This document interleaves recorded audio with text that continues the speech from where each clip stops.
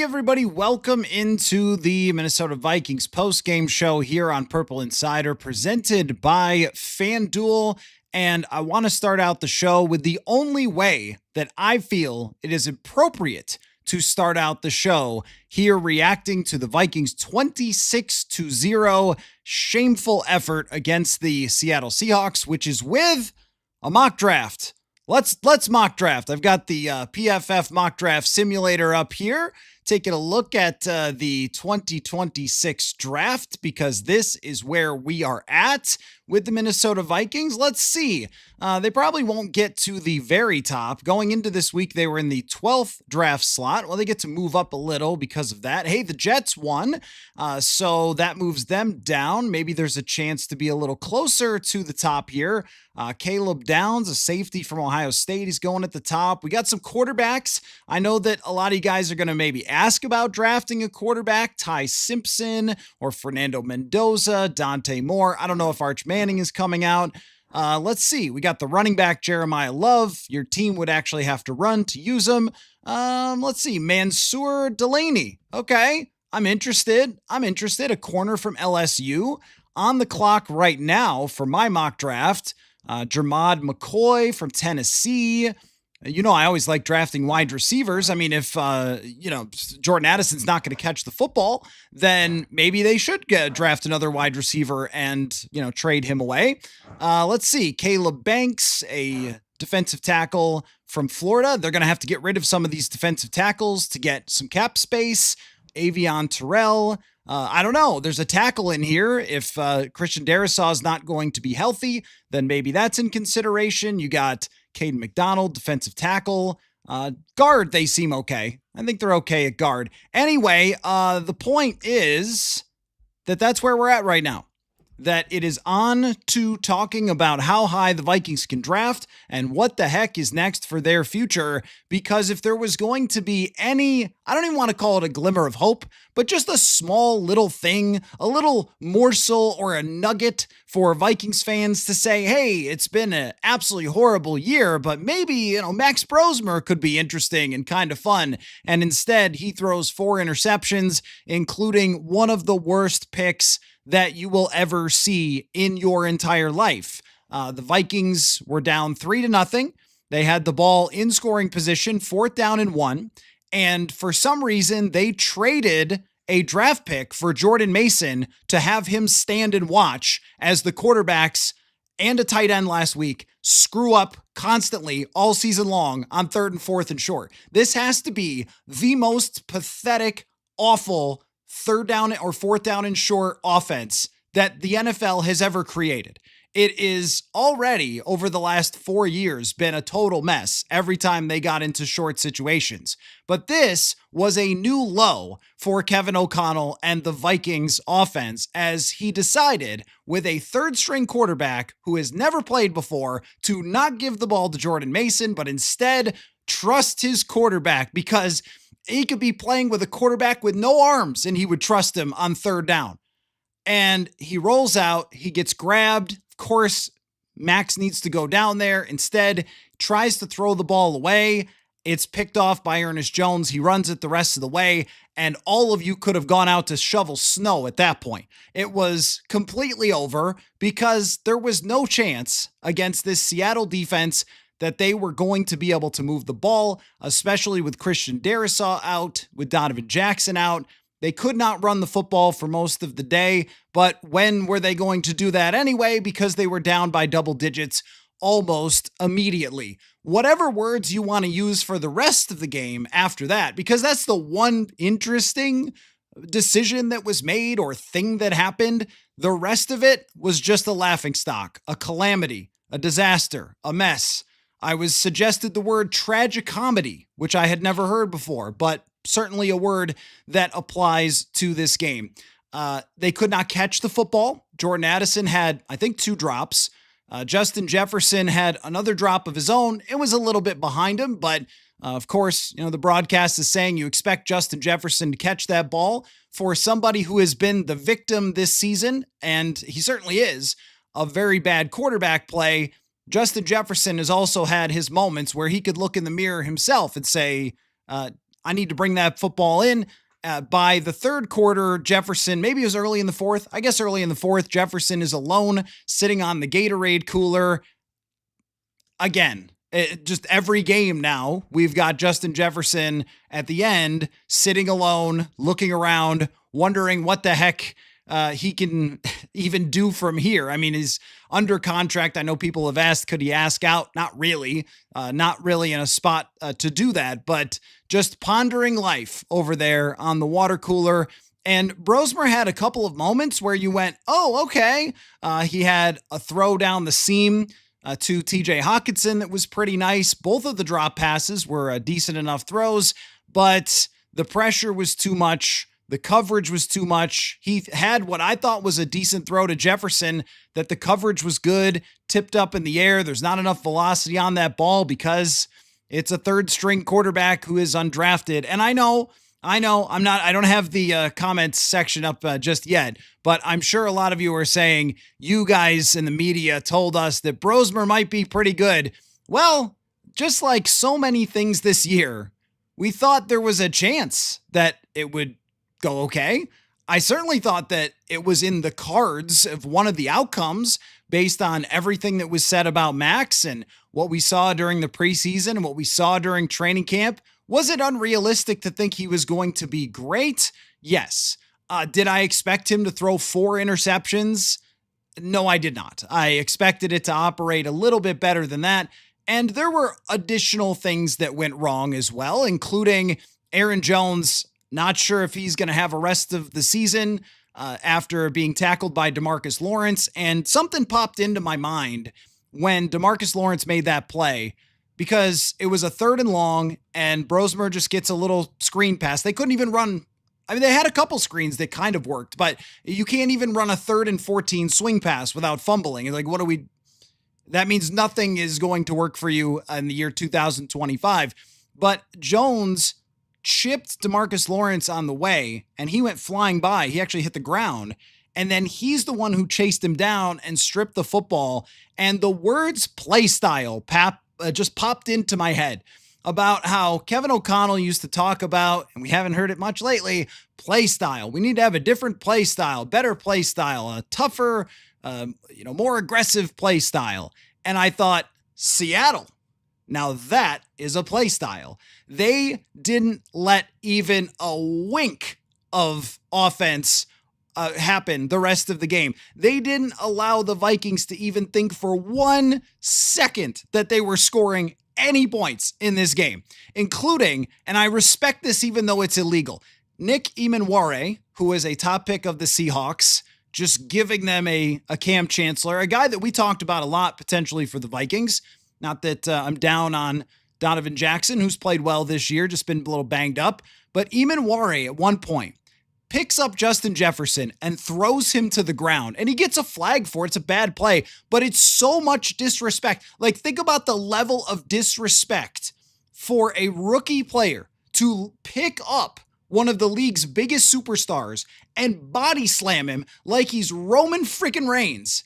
And everyone stands around. Jefferson gives him a push. Everyone just kind of stands around. Nobody really running in. Nobody starting any sort of backyard brawl there. Just like, you're going to let that rookie do that to your superstar player and nobody do nothing. And I know if it was hockey, you'd have a lot of gloves flying in the air. And I'm not advocating fighting, but it was just like, anybody? Nope. Nobody's even really coming flying in there, doing a little pushing and shoving, a little jawing. No. That's how the Seattle Seahawks felt about the Minnesota Vikings, that their rookie player can body slam your superstar and they can be like, what are you going to do about it? The answer is absolutely nothing. But I have to say that the Minnesota Vikings defense was pretty darn good today. They knocked down a bunch of passes from Sam Darnold. They stopped a lot of run plays, and Seattle certainly had a lot of run plays, but it didn't feel like Kenneth Walker or Zach Charbonnet were dominating them. They won a lot up front, and Dallas Turner played one of his better games. And this is 3 games in a row now that Dallas Turner has put together pass rushes. He knocked down, tipped a pass from Sam Darnold. Darnold early in the game looked pretty unhappy. He was a little inaccurate. He was definitely under pressure all the time in this game. He scrambled multiple times, just threw the ball away. And the irony of the Minnesota Vikings 2025 is that I think, and I know they don't always tackle perfectly, and I know that it's not a flawless defense. I think it's actually better than last year in terms of complete talent and when they're playing at their absolute best. It was just that last year's defense was not on the field when they were down double digits time and time and time and time again. But you saw them today when the game was close, when things were even, they were outplaying the Seattle Seahawks.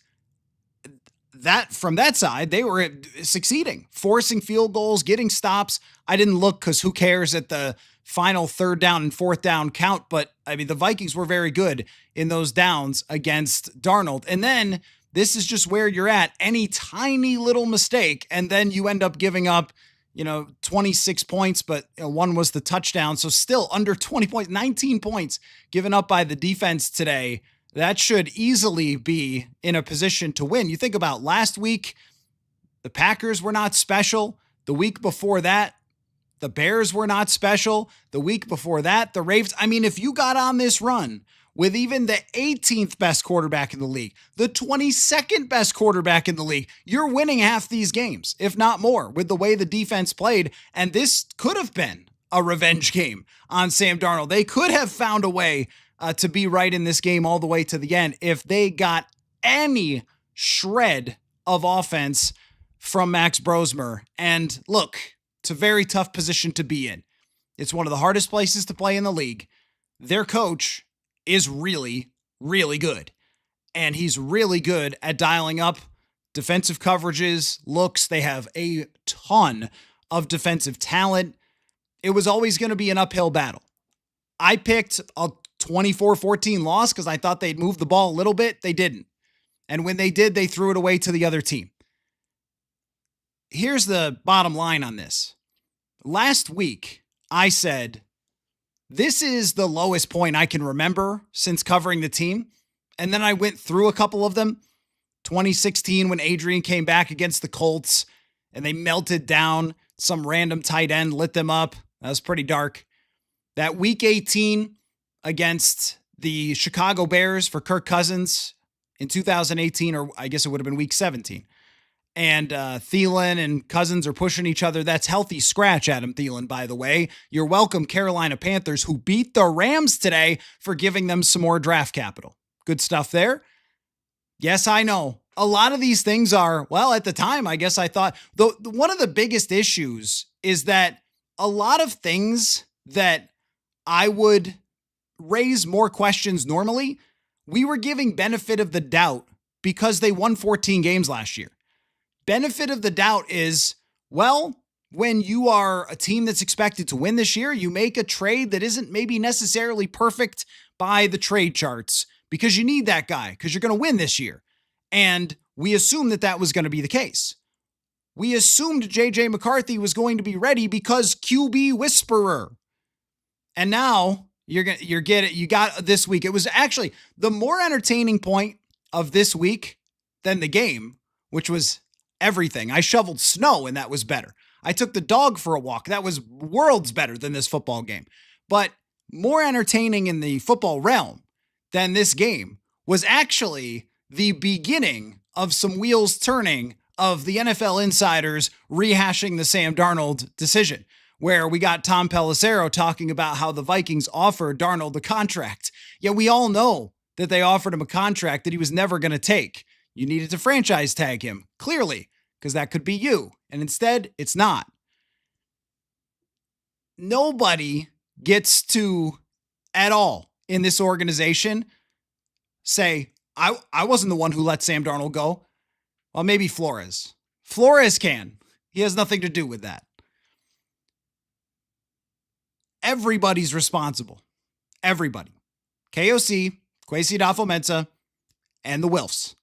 They're all responsible for what we just saw. The first shutout since 2007. They're all responsible for this season going down the way that it has. All of them. Nobody gets to leak out this, that, or other spin to try to make themselves look a little bit better in the public realm. You don't get to do that. And so a few fans said to me today, hey, do you think today is the turning point of talking about hot seats? And my standard position has been, well, look, they took their big swing.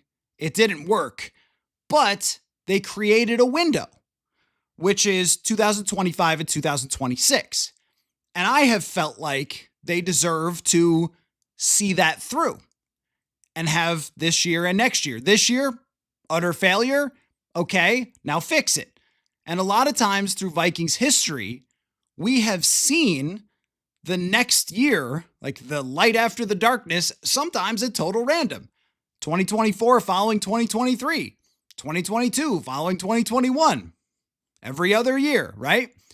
2016, utter calamity. We're talking about maybe Zimmer being fired, and then they go to the NFC Championship. So there always seems to be these ebbs and flows. Maybe a lot of it's based on your schedule. You get a first place schedule, you get a fourth place schedule or third place schedule. I don't know, right? So whatever it might be. The luck factor. They did recover a fumble today. So that happened. They got the turnover. Actually, two of them. 2 turnovers that they caused. Unfortunately, they lost the turnover battle badly again. The point is that turnovers can be kind of up and down. Schedules can be kind of up and down. And health, which they've struggled with this year at times. So next year, hey, they go into the offseason, they add some talent, they go find a quarterback, have a competition, see what happens. That has been my standard position, that they have found ways to get back on track after things have been bad. But today, once the factoids come out, I can't say I know anything that's going to happen next. Once you start getting to first time shutout since 2007, I don't know what I can tell you to avoid that conversation. The dog, he's down here. I don't know what I can do to avoid that conversation of, if it looks that bad the rest of the way, how do you go forward with this? That discussion has to be at least in the air. It is the NFL. You go 4 years without a playoff win and you win 4 games. If that's how this is going to go the rest of the way, and they finish with 4 wins or 5 wins, usually that has consequences for somebody. And I don't think anybody deserves a free pass. And at very least, they've put themselves today locked into a shameful, embarrassing, pathetic no-show. They have locked themselves into hot seat. Absolutely guaranteed for sure. There is no avoiding that. And one thing that I know is that the Wilfs, even when they went 7-10, if you remember, they did not give an extension to KOC and Kwesi Adolfo-Mensah after going 7-10. And there were some other coaches that got extensions. They waited until the following year when it was turned around.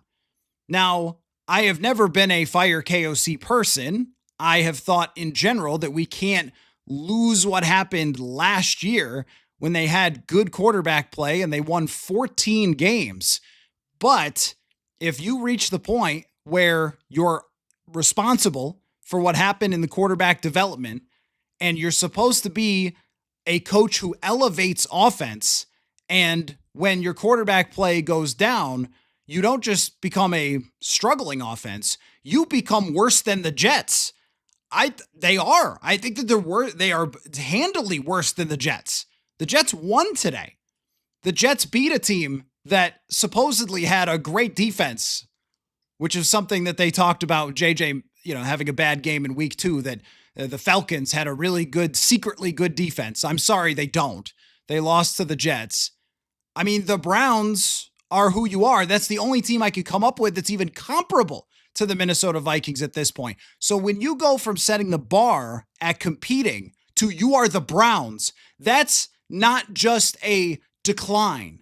It's not just a, oh, well, the JJ thing didn't work out. They won 7 games, but they were in a bunch of them. And if only you had this one player, you had this. No. You're getting crushed. You're getting killed. You're not even showing up for these games. You're not even giving Justin Jefferson a chance to even catch the ball and do anything with it. And then you get one chance to score and you decide to put your undrafted third string quarterback in a spot to throw the ball. I'm sure someone was open, man. I'm sure when we go back and look at the tape, once again, for the 100th straight time on a 3rd or 4th and 1 and short, somebody was open. It was a great play call. It just didn't work out. Well, at some point, if it doesn't work out time and time again, but that's nitpicking. The bigger point is just that when these things have failed to this degree, if we go back through history, there are coaches of the year who don't have their jobs the following season. I don't think that we're in a spot where that's a great idea, but they have put themselves in a spot where anybody who brings it up, I am not shutting you down. I am not. You win 4 games with this team. If you lose the rest of the way, which is very much in play, there's a winnable game next week against Washington. How can I say they're going to beat anybody? The Giants, how can I say they're going to beat them? Dallas, they're going to get killed by Dallas. Lions, Packers, the end of the season, how can you say they can even compete with any of these teams? And I know it's a backup quarterback, man. It's just this has been the quarterback play all year long. The highlight of 2025 quarterback play is a game-winning drive from Carson Wentz against the Cleveland Browns, a game in which they scored, I don't even remember. Was it like 18 points? That's the highlight of this season's quarterback play, aside from a 4th quarter from J.J. McCarthy against Chicago, a 1st quarter against Detroit. Circling back, this is the lowest moment of the last decade for the Minnesota Vikings. It feels like there's no way out, that they are going to be stuck shopping the garbage bin for anything in terms of quarterback play. Today was kind of one of those last hopes. You heard Brock Purdy's name a bunch of times. There's a reason why outliers are outliers, because it usually doesn't happen. I still think Max Brosmer can develop into eventually a backup caliber quarterback, which is what I've said all along, but, let people have Purple Purdy, right? I think he can. I actually think that he did not look to me like he was lost out there or scared. He did throw the ball in the right places, not always accurately. And then, just made a catastrophic mistake. He can develop. He could be in the mix for the backup quarterback spot for next year. But clearly you were not, after today, finding the Purple Purdy. That's unfortunate. But that was just the last shred of hope for, hey, maybe there's something here somewhere. And alas, there was not. So this is as bad as it gets in terms of, all franchises in the NFL. If you're talking about the money that you've spent, the salary cap space that you're lacking for next year, or the overhaul that you're going to have to make in order to create salary cap space, and the available quarterbacks to you, in a theoretical world, it does make sense to draft Mendoza from Indiana or whoever you like, if you get a top draft pick, because that's the better thing for the franchise. And you could say, well, don't write off JJ yet. Okay, fine. But when we're talking about some of the worst quarterback play that anyone's ever seen through 6 games in the last decade, and that's all the numbers back that up. Sorry for looking forward. That's why we started with a mock draft. But that's all we got to do from here on out. It's not even December yet, and that's what we're talking about. But in a theoretical world, yeah, draft a quarterback, but they can't do that. They are, and I guess if you were talking about a reason to make changes, that's one of the reasons why, is because if you wanted to draft another quarterback, then you probably can't do it with people who are on the hot seat. And this kind of season puts everybody in the NFL on the hot seat. I do not care who you are. I don't care what award you won last year. I don't care if people called you a quarterback whisperer or not. You have a season like this, you're not in good standing. You have no playoff wins, you're not in good standing. Even if you've got 100 reasons why it happened, it does not matter in the NFL. It does not matter.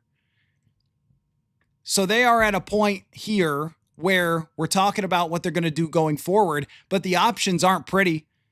And this week, I promised it last week and then I forgot because we got caught up in Max Mania or whatever.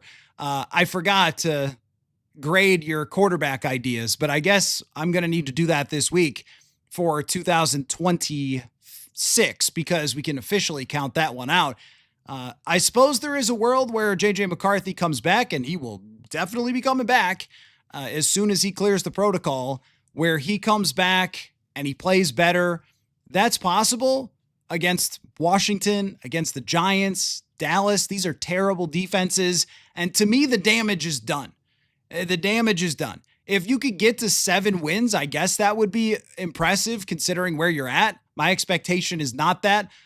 Just to give you the FanDuel question of the day, before the game today, the Vikings were minus 250 to win at least 6 games. That means they are favored to win at least 6 games. Do they get there? Do they win 6? If they win against Washington, what is it worth? The damage is done. You can't go. If McCarthy plays better, we'll talk about it, but it's already gone so far that you can't feel comfortable with where you are at next year. So I do feel a little bit for Max Brosmer, in part because he was asked to get something turned around that has already hit the bottom of the ocean. And the question that I walked out of this today with was, is there anything left to ask about this team? Is there anything left to say about this team? We're just in the offseason, right? I don't know that there's anything left to say other than I'm interested to watch Dallas Turner the rest of the way. I'm interested to see if Will Reichard, I don't know, sets any more kicking records or something. I've got nothing else in terms of stuff to watch. I don't need to see more of anyone. I mean, this is not an interesting team to even start evaluating for next year outside of Dallas Turner. I mean, what's new to say about, I guess they have to decide, are they going to keep someone like Javon Hargrave? One thing we can say, though, is that TJ Hawkinson can catch the ball still if you throw it to him, which I think was the positive thing that Max Brosmer did today. He actually had a nice ball up the seam where Hawkinson got it. He had a yards after catch for Hawkinson. And just because we're in that mode, I was looking at his salary cap situation. Restructure and cutting him is about the same amount. Might as well restructure. But I think at least we did. If there was one thing we took away, it's that Hawkinson's not different. It's just that JJ McCarthy has never been finding him. I guess you can really work with that information in the future. And also, if you weren't already convinced, trading draft picks for veteran players is really great if you're winning 14 games. But if you don't, then you're just losing draft picks. And that is the case with Jordan Mason, who I think is a good player and I think deserves the ball on 3rd and 1 or 4th and 1, but they won't give it to him. So what's the point? They can have Xavier Scott not get the football on 3rd and short, or anybody. And, the Thielen trade going that much of a disaster for him to not even play today. Again, that's like when we're doing most interesting things from today, one of them is a guy who didn't play, which is Adam Thielen. And this has gone as bad as any trade or signing that they've ever made to bring back Adam Thielen. And meanwhile, his former team, the Carolina Panthers, gets a huge win against the Los Angeles Rams. And everybody thought at the beginning of the season, the Vikings are competing. I know I thought this. The Vikings are competing for a Super Bowl or at least for playoff contention. And hey, the Panthers are rebuilding, and so it makes total sense for them to get some draft capital and the Vikings to get Thielen. No, now it doesn't.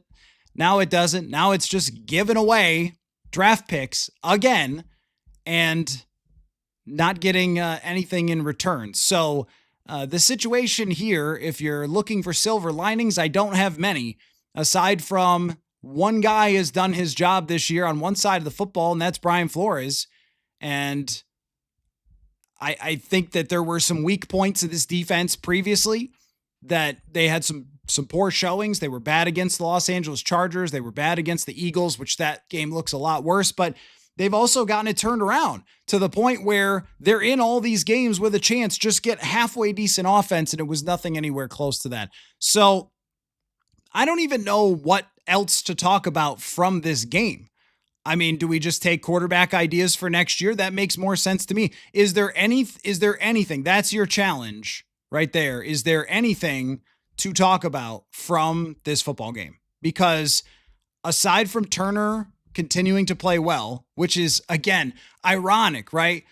That they have made the most epic mistake at quarterback, at least so far, They've made the most epic mistake at quarterback that cost them this entire season, but at least one of the draft picks that was thrown in Kwesi Adolfo-Mensa's face the most had a great game again. So I don't know. Is he good at drafting or not? I'm not sure. But Turner does look like he is a player that can start going forward. And the ceiling is still, I don't think he's there yet because he's only 22 years old. So that's some nice progress. I guess we could look at that, which is just what do they have to work with going forward? I still think it's a lot. I still think it's a lot, but even how do you even evaluate certain people? Like we were just talking about TJ Hawkinson. Jordan Addison drops a ball today. He dropped one in the game Chicago early in the game where that might have been a bit of a game changer. Drops that one. Hasn't been great. And yet one or two drops in the past when you're going to get a bunch of targets and a bunch of opportunities, we wouldn't even notice. If it was Darnold last year, we wouldn't even notice if someone dropped the ball. Like, well, unless it was a huge one that cost them something, but they'd be like, okay, well, next play, and it'd be a third down conversion and the offense keeps moving and we never even remember it. But now every drop feels like it's the worst thing to ever happen because your offense can't do anything. And, Brosmer didn't have a lot of time to throw, but also wasn't very accurate when he did. The interception that he overthrew Naylor. Naylor's wide open. Poor Jalen Naylor. This guy's been wide open all year long. All year long. Maybe they can bring him back just because nobody around the league is going to know that he's been open and how good he is. And quarterbacks have been overthrowing him, underthrowing him, completely missing him, not seeing him out there. And, Brosmer overthrows him. This is one of those starts from a quarterback that you would throw under the category of like a Nathan Peterman kind of caliber start, where even the opportunities that were there, few and far between, were not at all taken advantage of, which, yeah, you could say could have seen it coming. I don't think I would have seen a shutout coming. And so you get to the next natural question of, well, Kevin O'Connell has thrown in Jaron Hall. He's thrown in Max Brosmer. He's had J.J. McCarthy starting. And we are at the point where no one, other than, I guess, Nick Mullins was a lot of fun, but it wasn't good. He benched Nick Mullins at one point. He benched Josh Dobbs at one point. This is the tough spot, right? To do that evaluation, which is it all these quarterbacks can't play? The answer is probably yes, right? Or is there something else? I think that's the question that in their meeting with ownership tomorrow probably has to be answered by the head coach. Is there anything else that could be done to enhance these performances, or is that just how it's going to be? Undrafted free agent. I know everybody wanted him to be good, and I thought it was a chance because he does have a great mind for this. First game, Seattle, really difficult, but there's a lot of pass plays in this game and a lot of downfield routes that, there were some screens, but there's a lot of downfield routes there. They kind of reminded me of the Dobbs thing where the guy's throwing picks and it looks like it's a real struggle and you just keep doing it.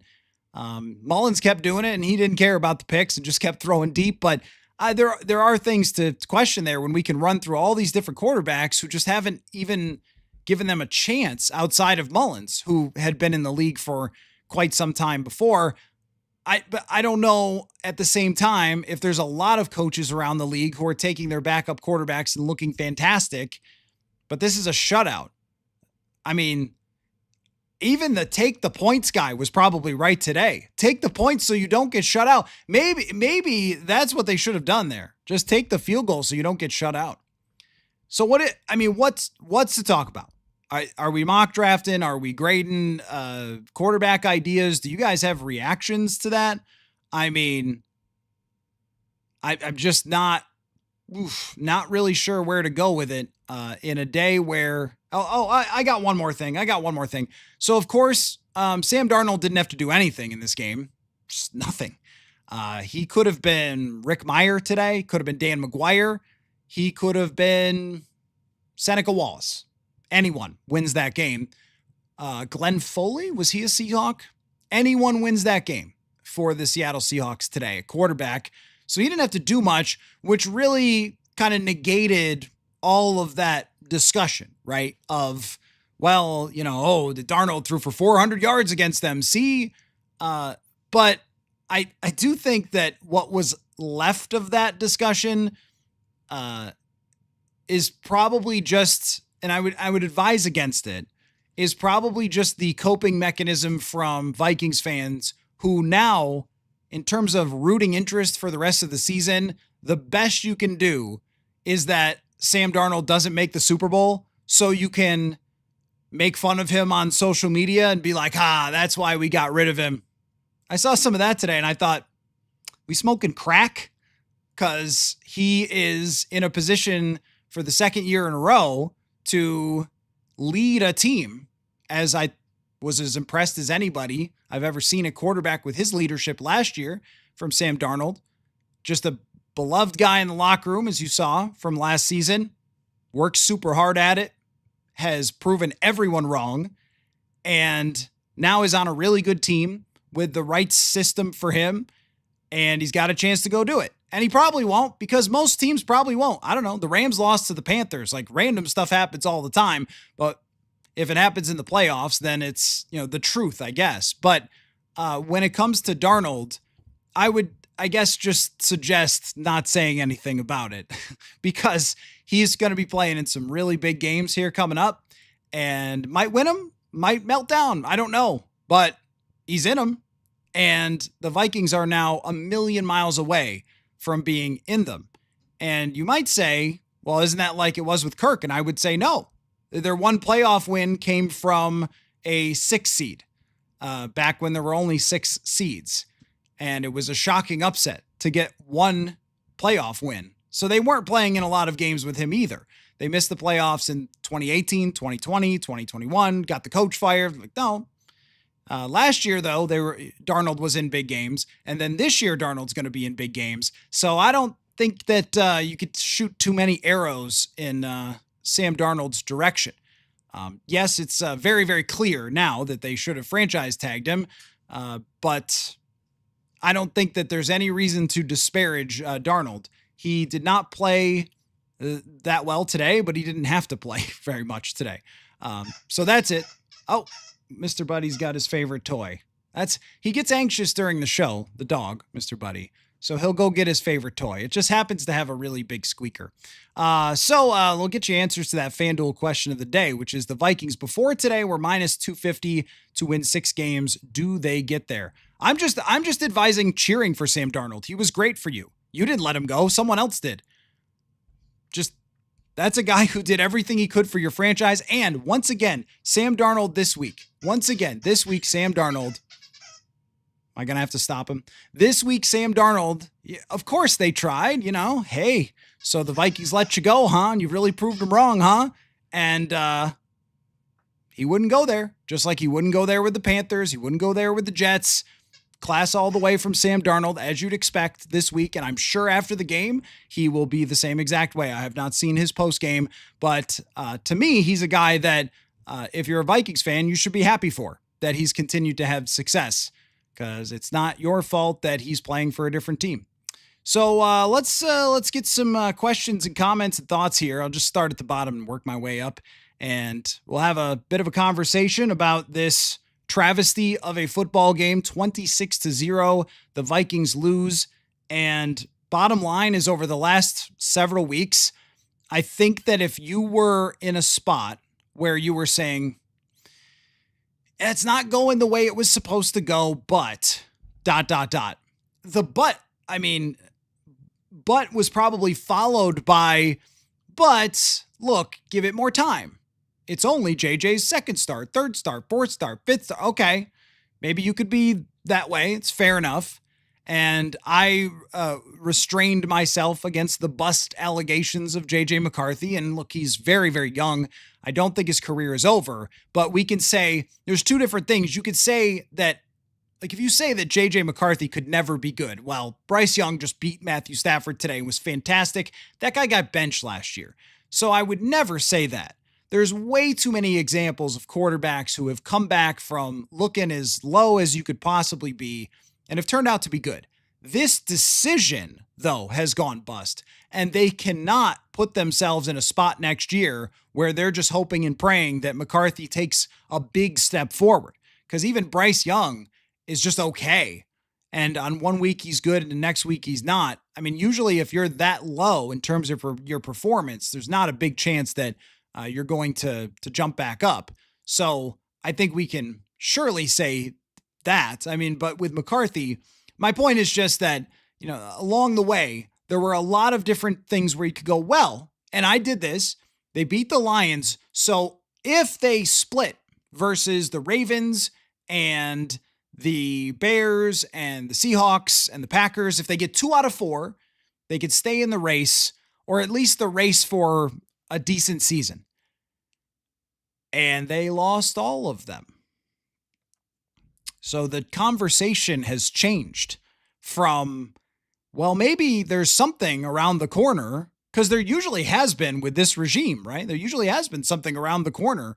They arrive, they win 13 games, then they have a rebuild type of year, quarterback gets hurt, and then they draft the guy that they're expected to build around. They win 14 games with Sam Darnold. Like, okay, usually there's been something around the corner that changes your mind. Oh, Vegas thinks they're only this. Well, they usually outperform that because of who they have as their coaching staff. The way that this season has gone has not erased all the things that have happened, and I try to keep those things in mind, but it certainly has cast a very new light when you are playing like the Cleveland Browns, when you are playing as bad on offense as any team in the NFL. And your shining light of this season is 2 quarters of J.J. McCarthy and Carson Wentz for a game against Cincinnati. Goodness gracious. So, let's dive into your comments. Hunter says, halfway through the season, I thought we were trending towards 500. What an optimist I was. I don't think that you were crazy, Hunter. I really don't. I have always felt like with this coaching staff that they outperform what expectations are, because that's what they've done in the past.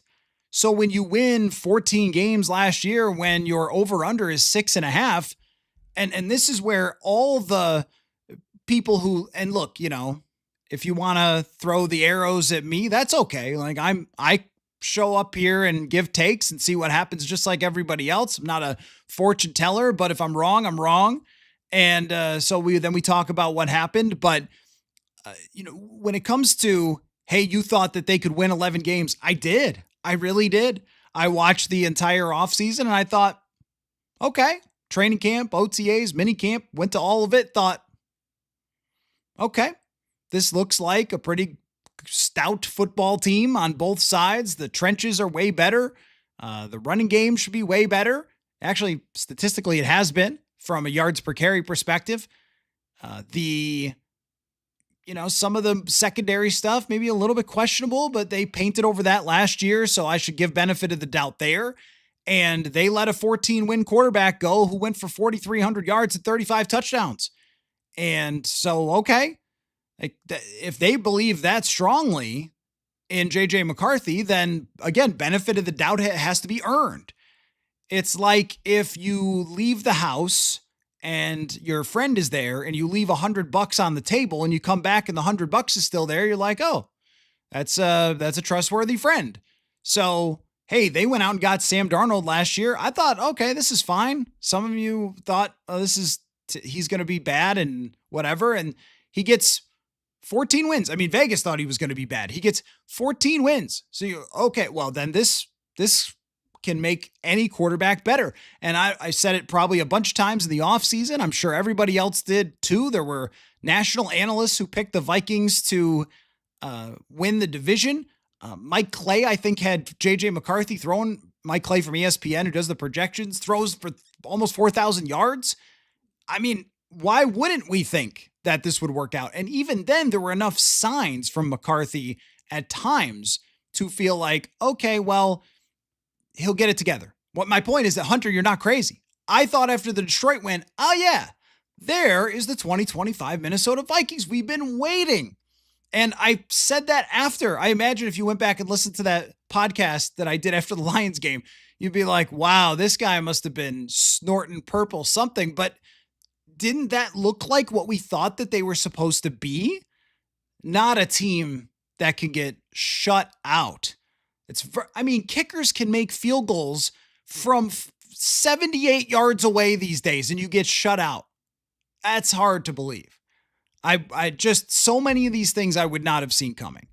And even with Brosmer, I thought same sort of deal. Like, all right, well, Mullins went in there and got rid of the ball quickly and they succeeded. So if he just gets it out of his hands and gets it to Jefferson and Addison, I thought that they would catch it, but they didn't do that early in the game. Still, that's another thing too. Like, who would have thought that those guys would have as many miscues as they've had?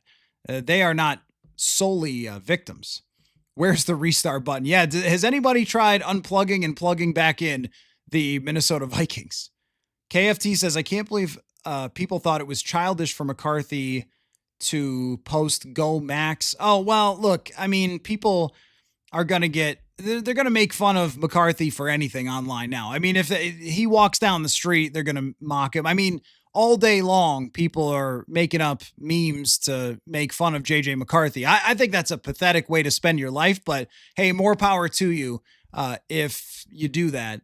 So, yeah, I mean, look, JJ McCarthy, I think, has tried as hard as he could try and has been a good teammate.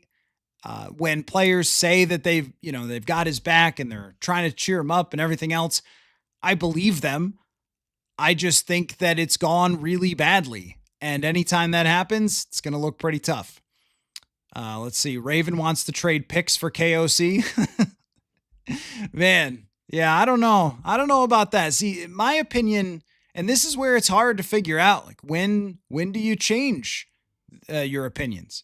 Because my opinion for a very long time here has been that Kevin O'Connell is a really excellent head coach. And I would not say he is the best coach in the league. I think that that's the little guy from Los Angeles. It's the best coach in the league. I would have put him up there. You go back to week 1, and this is why I have so many guests on. One of the reasons I like to entertain and have friends, but like one of the reasons is to just cross-check my own opinions. Like, are you seeing what I'm seeing? Like when I brought on Mike Renner the other day to watch the JJ McCarthy tape, it was like, he's the best at watching tape. So like, are you seeing what I'm seeing? And I had Robert Mays on from The Athletic. This is that great podcast, The Athletics Football Show. And I had him on after week 1 and we talked about the Bears and we were like, same old Bears, I guess. And I guess not, because Ben Johnson's very good at his job. But we talked about this coaching staff. And I said, man, is it like, how many coaching staffs are better than this one? And he's like, not many. And that was the consensus take, coach of the year. How many coaching staffs are better? So my thing usually is don't try to ride the roller coaster up and down with every loss, calling for people's jobs, because you just look like a buffoon if you do that, I think. And it's senseless, because try to take like a bigger type of picture outlook. Like, let's factor in everything. Let's factor that they won 14 games last year. Let's not throw that out. It's the same people. It's the same head coach with the same system. So when we say, oh, it must be his system, well, it won 14 games last year, but you do reach a certain point. And that's where I want to be clear. I was not, when I was talking about earlier, which I can't wait for it to be clipped and show up on Twitter, but I was talking earlier just about how like, no one escapes this. This is just a reality of the NFL. I still think that Kevin O'Connell has done a lot of really good things here, and we shouldn't throw all that out in the evaluation, but this also belongs in the evaluation. You do not get a free pass for this, especially when you're the point man on making the quarterback decision. And he can try to put it out there through certain channels that it was this or that or whatever other factor, or whoever can put it out there that they wanted to sign Sam Darnold and they wanted Daniel Jones back. I'm sorry, the results are the results. The results are in and they're not good. You don't get to do that. You don't get to go, well, we wanted that quarterback who's playing really well. You don't get to do that. The results are what they are, and you have to live with them. Even if you're trying to control certain narratives or whatever and spin it a certain way, this one can't be spun. This one cannot be spun. You are what your record says you are. You're a bad football team, a super bad football team, one of the worst football teams in the NFL, and that goes back to the quarterback decision. So I have been in the camp very firmly that the head coach of this football team is above average, never said he's perfect. We've nitpicked a lot of different things, but when we're talking about the future and how you evaluate this season, there is no question that this is a catastrophe. This isn't just, oops, they had a bad reset year, or oops, they didn't get as much out of JJ McCarthy as they thought. This is atrocious and unwatchable. Maybe the most offensive part is just how bad of a product it is. It isn't even enjoyable. It isn't even like losing with Nick Mullins. Oh my gosh, that would feel like going to Six Flags compared to this. This is unwatchable, and it has been all season long. That is not something I expected, but it is something that someone has to be held responsible for. And if the guy is going to be the play caller and the quarterback guru and 100 other things, well, the results, they go next to his name on Pro Football Reference. And they have to go into the evaluation as we consider where this franchise stands long-term and short-term. So, yeah, I don't know how that started, but that's where we're at. Trade for Justin Herbert. Yeah, you wish. Let's see, not sure I can read your name. My question is, how does moving on from KOC make sense for the sake of preserving the locker room? Yeah, I don't think that there's a locker room issue. I don't think that at any point there's ever been a feeling in there that it was over or that the coach had lost them or anything like that. I think early in the year, there was a lot of tension surrounding the injuries and stuff of that nature, but I've never gotten the sense that this team has looked around and said, our coach is lost out there, or that we feel like he's cracking or something like that. I've never gotten that sense from the players. I don't think that the locker room is so much a problem as it relates to the head coach. I mean, that's going to be KOC's biggest strength, is that if the team is rolling and if they're good, he's going to have everybody going. And I think if they're bad to a point, they will stay together and they'll play together. They'll play hard. I mean, I thought the defense played extremely hard today, but I guess maybe that goes to the defensive coordinator. I just don't think that that's ever going to be an issue with him, because I think that he treats people the right way who play for his football team, regardless of the record.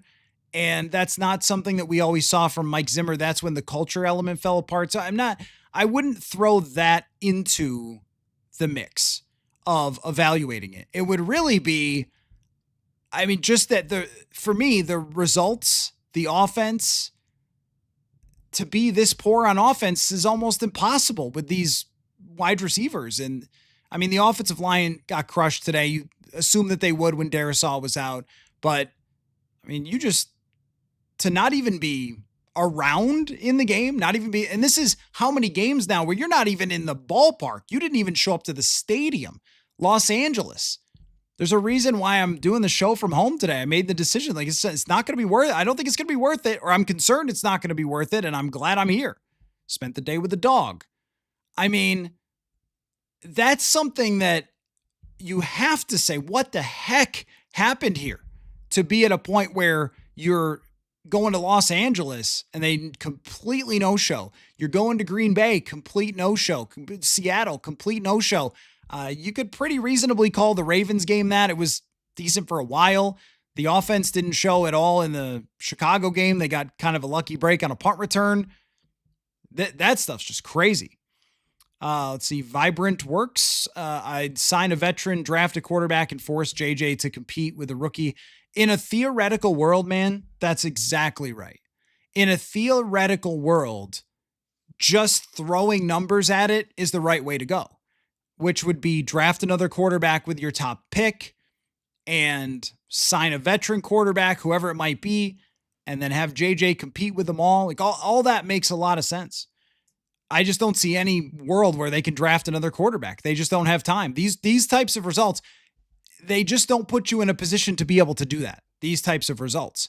I mean, I'm refreshing FanDuel to see if they change the Vikings odds to win 6 games. Right now it's at minus 250. But when your odds are barely in your favor to win 6 games, you have put yourself in a position where at best, if you get another year, then you have to absolutely win in that following season. You cannot, let's see, is it no, it's still minus 250. You cannot have another season where you play this poorly. It's just totally unacceptable. So you are right when it comes to just in general, like the philosophy of what they should do going forward. But I think trying to get the best veteran quarterback to win next year and save everybody is really the only way that they can go. And I will stay with that for right now, which is I think that they created a window for themselves with a lot of really talented players for 2025 and 2026. And things change so fast in the NFL that you shouldn't, as an organization, because you will look very reactionary. You'll look, I think, a little bit like, oh, okay, the quarterback decision goes all the way to the top, but you're going to pin it on somebody else, right? I don't think it would be a good idea. But if you get to the end of the year and it's 5-12, I mean, that is the last time that happened. Les Frazier, after making the playoffs the previous season, was out. So, like it becomes not unreasonable to have that discussion. Marauder says JJ's gotten worse every week. How is that not the coaching? Well, I mean, there's another part of it too. I mean, is that the case? I mean, wouldn't you have to be good at some point to get worse? Like, when was it good? He had a good quarter against Chicago. He had 143 passing yards against Detroit. There was some parts of that game that were good. But immediately after that, the week 2, it was bad. I don't want to hear any excuses. Well, we had a kid that week. Well, it's the NFL. Guys have kids. And his tackle was out. Okay. Tackles are out. It's the NFL. So good week, bad week. On the shelf for multiple weeks. Then comes back, has a pretty good game. Give it like a C+ or a B- type of game. Got a win. And then bad, injured again. I don't know that you could say he's gotten worse. It's just never actually been good. And that you could say, though, maybe, is that on coaching? Or is JJ just not there yet? But you can certainly say, this is where you can, that I think we would agree, is that you can definitely say he was not ready to take on a franchise with this type of expectation. He was ready to take on a franchise with the Tennessee Titans expectations, not this team's expectations. That you can definitely say. High Boy says McCarthy was playing with scared eyes. He was shell-shocked from his injury, wasn't even ready to start and just got worse. His fear showed and teams smelled the collapse. Yeah, well, I mean, I think the teams also just had a strategy against him after seeing him a little bit. You get a little bit of a sample size on somebody, and then that's what ends up happening. David says this year's offensive line has been a mess. The Vikings almost have to draft a few in the first 2 days of next year's draft. I mean, yeah, there's been a lot of different injuries that have happened. But even in the games where they were mostly healthy and good, they still couldn't score. Against Baltimore and Chicago, those performances were excellent. They couldn't score. I'm assuming, and I don't know what to think about this, and I guess I'll have to ask, is Christian Darrisaw, it's just been a no good, rotten year coming back from a terrible, terrible injury. And KOC has implied numerous times that the injury was maybe worse than was, I don't know, thought by us on the outside, because we hear ACL and we're like, oh yeah, Adrian Peterson. But I guess maybe it was worse than that. So he ends up just not being able to get to 100% health. And then when he does, he plays mostly great. But you started to see it against the Packers. Just didn't look like the same guy. And then, he's out this week. That's been really tough. I think they have an offensive line, though. And I mean, Brandel was a fine center. Maybe you're looking for another center. it's really just been injuries. Jackson, I think, has a very bright future. Fries, man, gave up a really brutal pressure today. But aside from that, has been okay. I don't think he's lived up to the price. I also think we knew that he wouldn't because the prices for guards were so out of this world that we figured he probably wouldn't. O'Neal is still excellent. I mean, I think overall, like you've got a good offensive line. They just have not been able to stay on the field entirely, which has caused problems for the quarterbacks. Absolutely. I don't know if that means, since we are mock drafting today, I don't know if that means you're looking for an offensive lineman in the draft. They have drafted, all these guys are high picks or big money. They've put a lot into it. Let's see. Vikings are missing that dog in the street. Yeah. Although my dog's not so tough. He's a greyhound. It's not a tough breed. Let's see. Christopher says, I don't think KOC is that good of a play caller. He feels like a one-trick pony. Look at how Ben Johnson coached a young quarterback. Caleb Williams hasn't played that well, yet they have a running game. Well, that's hard to dispute that they have found a way with some of Caleb Williams' limitations to still be in games and win games. And I was thinking about that for some of the other teams that have really good coaches that have faced adversity this year. San Francisco just won again. And I know Shedeur was not very good today, and it's Cleveland, etc. But San Francisco, man, Brock Purdy hasn't been that good. Mac Jones was just kind of all right, and they found ways to win games. Chicago's at the top of the division where their quarterback play has probably been about average. And can you say like that's because they've been able to lean on the run game effectively? Yeah. I think KOC would say during some games they were when they had a healthy offensive line, and that would be true. That during the Chicago game, for example, they did have success in running the football, in part because the offensive line was completely healthy, and that's helped for Chicago. They've had a mostly healthy offensive line. They've done a really good job with it, but still at the same time, you're right that it's the job of the offensive coordinator, play caller. This is your job, is to squeeze every ounce of what you got out there. And when you have results like this, which are literally the worst in the league, I think only Cleveland is the worst team in terms of quarterback play, but that actually might have gone down today. Because, I mean, Shedeur struggled, but he wasn't that bad. And Brosmer threw 4 picks. The Vikings actually might be 32nd. I don't have updated stats on that. They might be 32nd in quarterback rating after this game. So you cannot argue in any world that you've squeezed the most blood out of the stone. You can't, because you're last.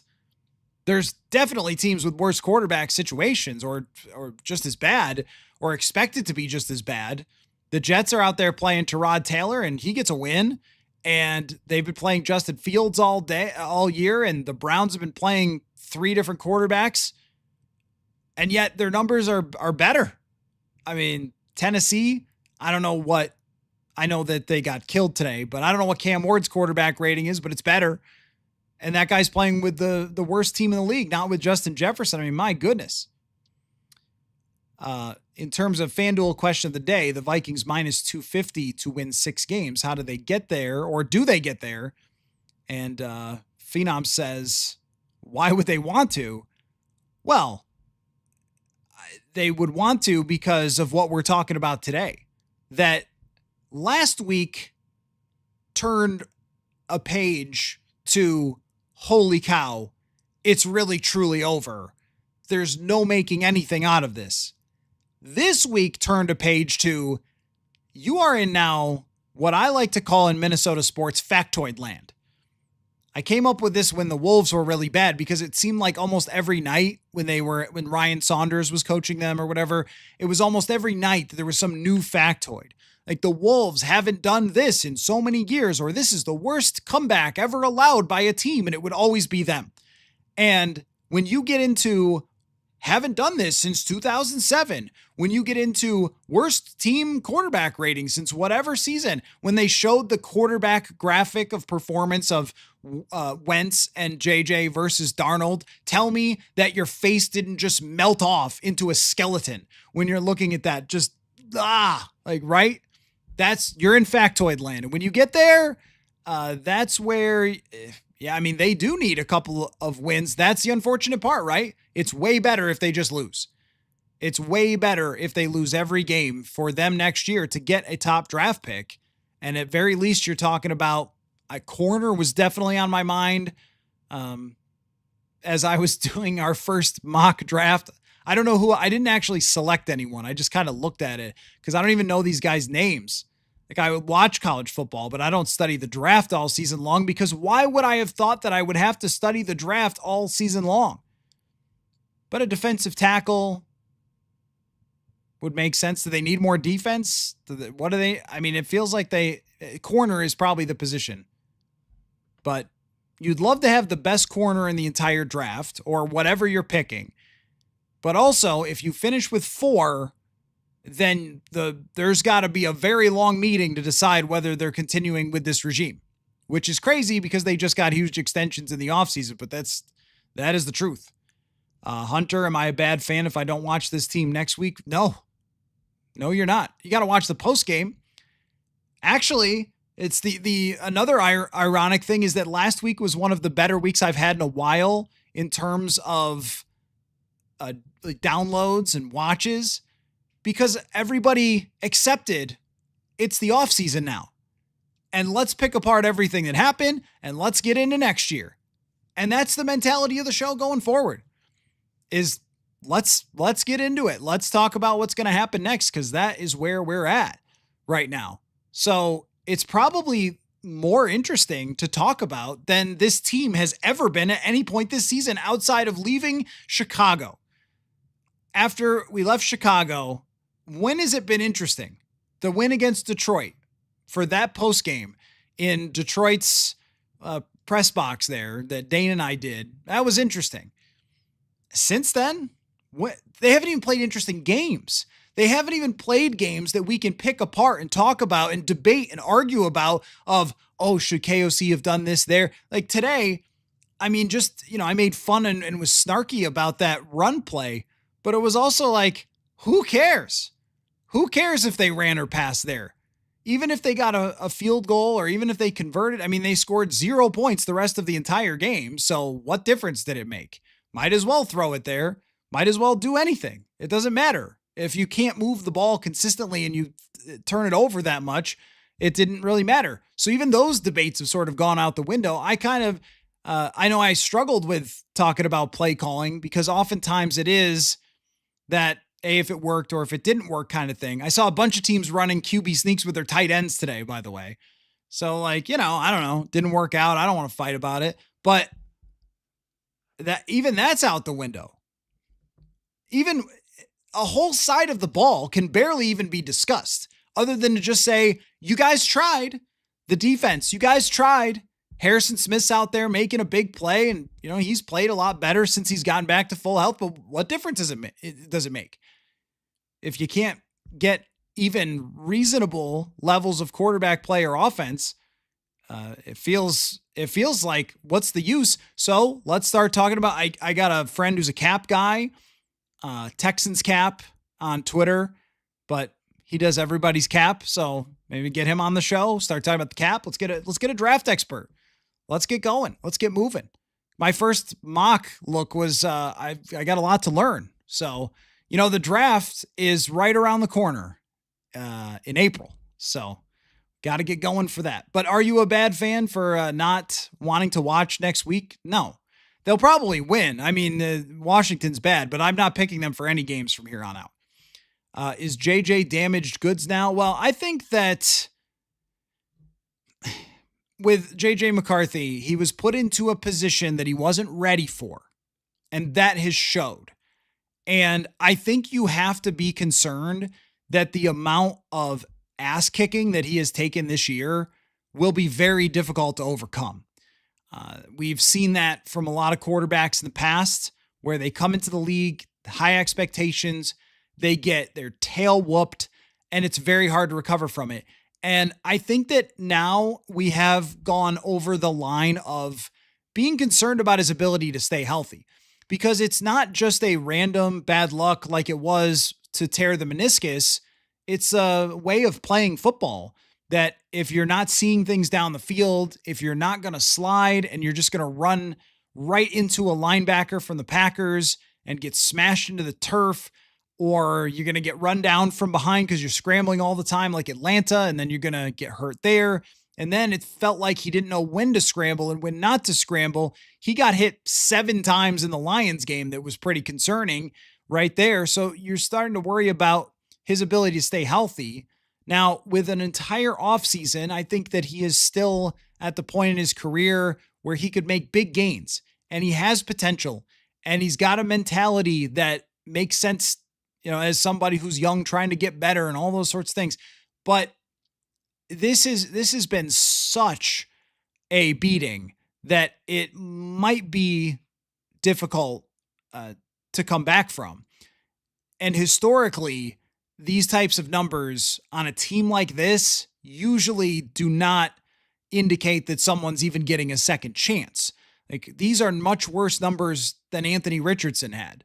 And Anthony Richardson, after 2 years, was benched. And when you think about it, it's been 583 days since they drafted JJ McCarthy. They've got 6 games, and it's almost all bad except for a couple of quarters here or there.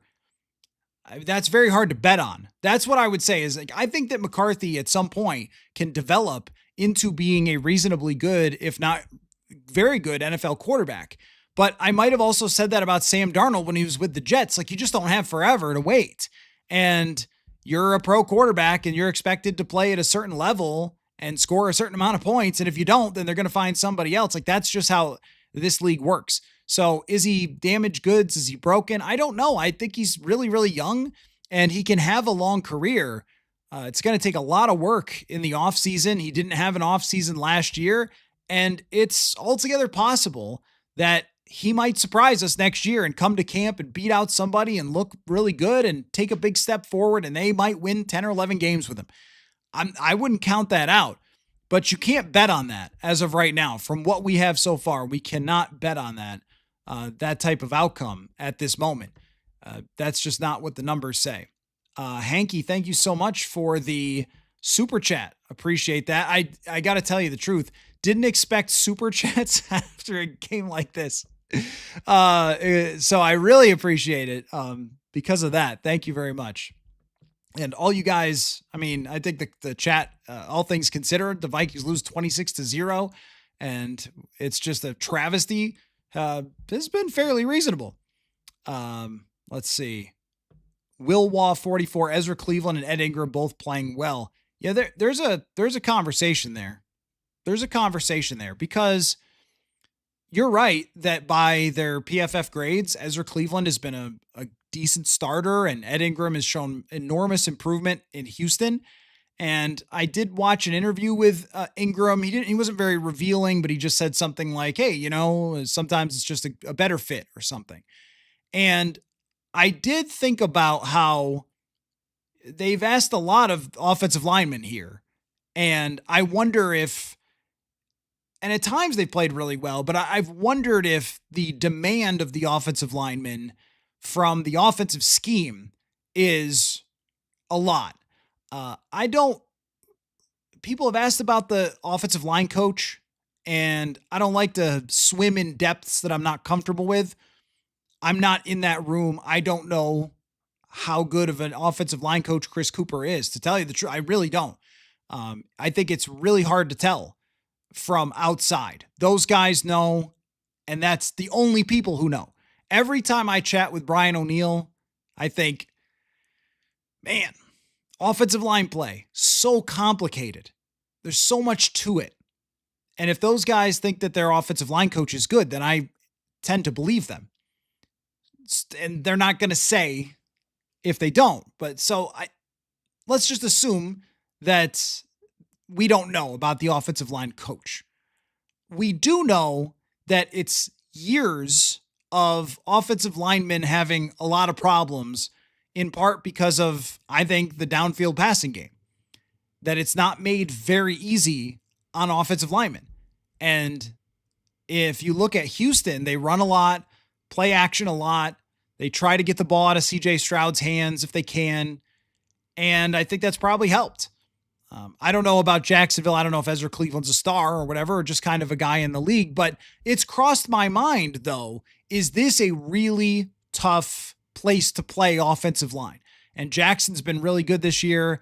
But, even Fries is not as good as he was last year for the Indianapolis Colts. It's so much drop back passing game that in today's world, you're just facing a lot all the time at a higher volume. But also, I would throw this out there too, is last year they had injuries on the O-line with Darisaw. They were playing very well before. When they played closer games and they had everybody healthy, they were playing well. And that's why I don't want to go into a part where I'm calling out the O-line coach when I have no idea what I'm talking about. Like, I'm not going to do that. They've played well enough when they've been together to make me think it's probably just a good offensive line now. They probably upgraded from Ingram to Will Fries, and maybe he got better in the same way that Sam Darnold did. But also, when you're down 2 scores all the time, your linemen are getting killed. And last year, that's another one though. Like Cam Robinson last year, he had been a reasonable starter for a lot of his career and then just wasn't at the end. I don't know. It's a hard thing to figure, but I do know for this year, the injuries playing with, I think they've had 13 different combinations, never going to be good with 13 combinations, at least consistently. But and when you're losing, the other team is just doing whatever they want out there. So I don't know. That's Clifton. Always apologies if I get your name wrong. McCarthy has already gotten 2 redshirt years. He's not getting another one. Yeah. I don't think this year could be called really a redshirt year, but last year certainly was. And that's not his fault that he had the meniscus tear. Just like it's a bad break to get an ankle injury or, a bad break to get a concussion, but you are talking about at some point even being concerned, like put everything else aside, put aside how he throws the football, put aside 8 false starts and whatever other issues may have potentially being had with the offensive operation. But if you have missed this much time, how can anyone go into a season next year saying, oh yeah, he's our guy, we're all set? You can't. You absolutely can't. Trade for Peterman is very funny. BM says it has to be an easy game plan to play against this team. Play ultra conservative, kick field goals, win by 3 scores. Absolutely. That's why I will always believe, at least to some extent, or at least I think is instructive, is something like quarterback wins. All the time I see, well, don't talk about quarterback wins. But I think, we should always look at it, the record, and then pick apart how you got there and how much the quarterback was responsible for those wins is really what we're trying to figure out, right? And this year, the Vikings quarterback play, their record is emblematic of their quarterback play. In fact, it might be even better than their quarterback play. Their quarterback play is emblematic of a team that wins 2 games. To have 4 might be an accomplishment for Brian Flores. The Cincinnati game, I think they were the better team that day, and that might be the only game that they've actually outplayed their opponent all season long, other than Detroit. So 2 games where because even Cleveland, that game, Cleveland was ahead all day. So that they just haven't outplayed their opponents all season long. Their record is emblematic of their quarterback play. And if you're the other team, you're right. You're absolutely right. Get turnovers, get ahead. You don't have to do anything. What did Sam Darnold have to do today? Was there a single good pass thrown by Sam Darnold? I don't think so. I don't think he had one pass where I was like, oh, there's Sam's arm. Now he's had a lot of them this season because he's the highest rated passer in the league, but he didn't need any. They had a good game plan against him. They sacked him a couple times. He went to the injury tent at one time after taking a hard hit. But he just didn't have to do a thing. Caleb Williams didn't have to play very good. Lamar Jackson, I was, just as a football enjoyer, kind of pumped up to go see Lamar Jackson. All right, Vikings Jackson, here we go. He didn't have to do anything. They got a couple of interceptions and he made a throw or 2. They ran the ball and they just won the game. You're absolutely right. And that's when we talk about how this has been the most miserable football to watch that I can remember. That's what we're talking about is, 26-0. What was it last week? 23-6 or something? My goodness, you're not even coming close.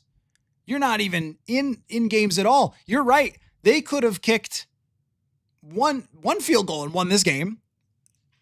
This feels like when we look at the last 5 years of bad quarterback play teams, the Vikings beating the Vegas Raiders 3-0, Aiden O'Connell, it's like that.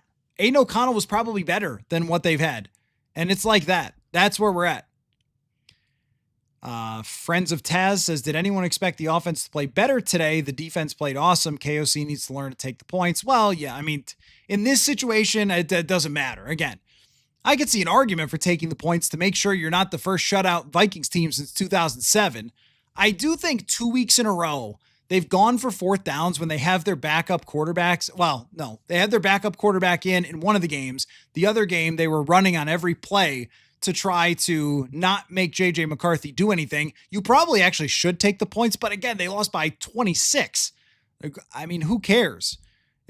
I want KOC to go for fourth downs in general because your season's already over, so you might as well. But that's why I don't even want to, I want to make fun of that play as in nitpicking of like, I can't believe they still won't give it to Jordan Mason, but it doesn't make any difference. As far as did anyone expect the offense to play better today? Yes, I did. I mean, did I expect it to be wildly better than what we saw last week? No. But I did think that they would at least put up the over-under on FanDuel for Max Brosmer going into this game was 169.5. And I think I said, well, maybe a little bit over. We were talking about stat lines, and I mean, all of us were talking about stat lines that are somewhere in the range of, hey, 215 yards, a touchdown and a pick, score 14 points. Like, that's how low the bar is now, that would be an improvement. And yet, you're talking about, getting shut out and coming nowhere close to that. But I did expect it to look better.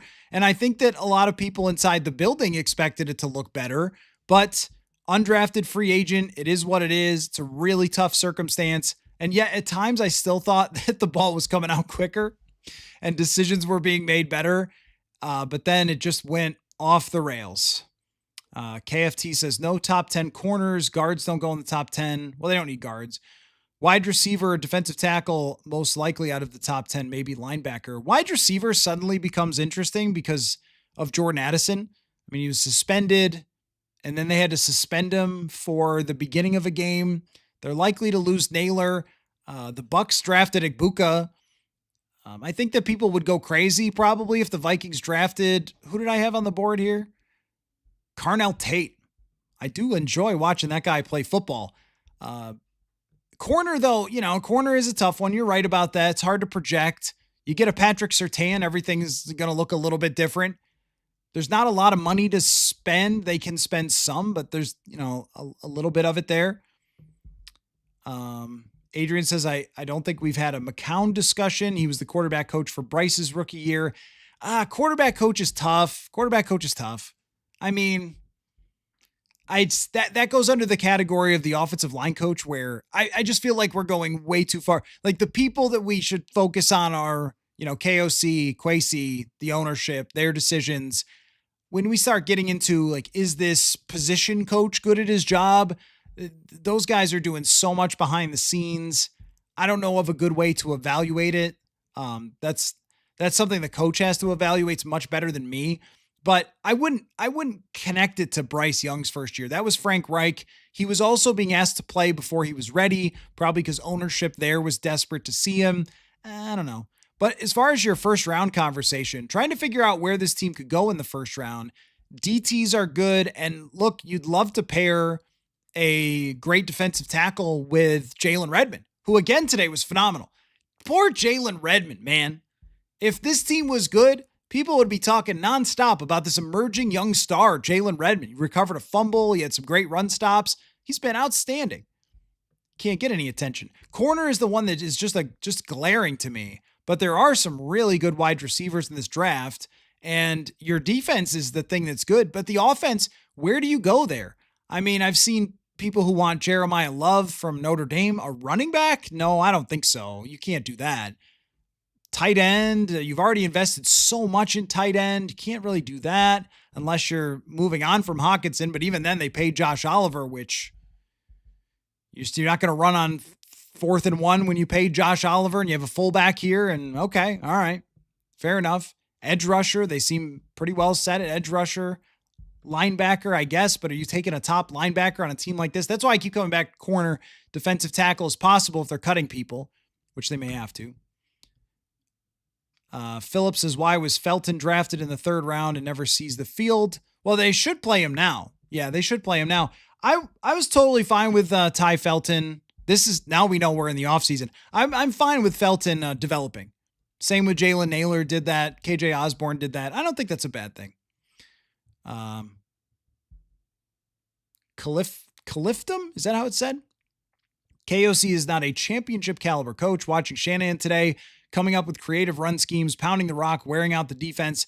Can't see KOC ever doing that. Well, one of the reasons you can't do that is because you're almost down immediately, but I agree with your point.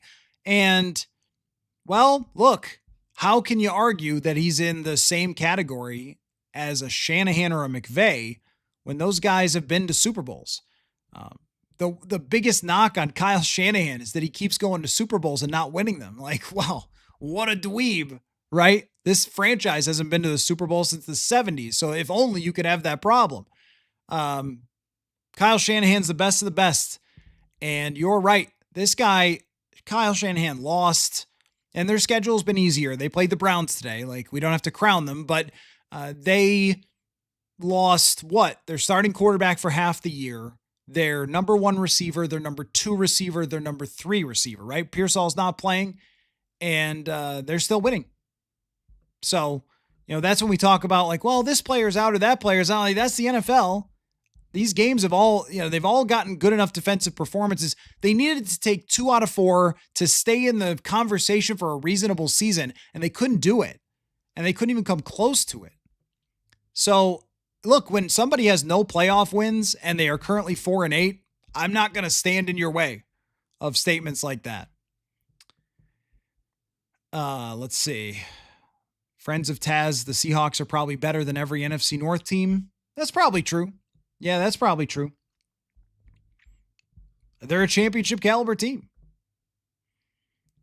Randy says, who is the scapegoat that's getting fired Monday?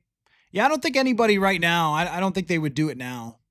But, man, you get to some point with this. I suppose we will, I don't know. I don't want to go too far with that. If we get to some point, we'll know it. Right.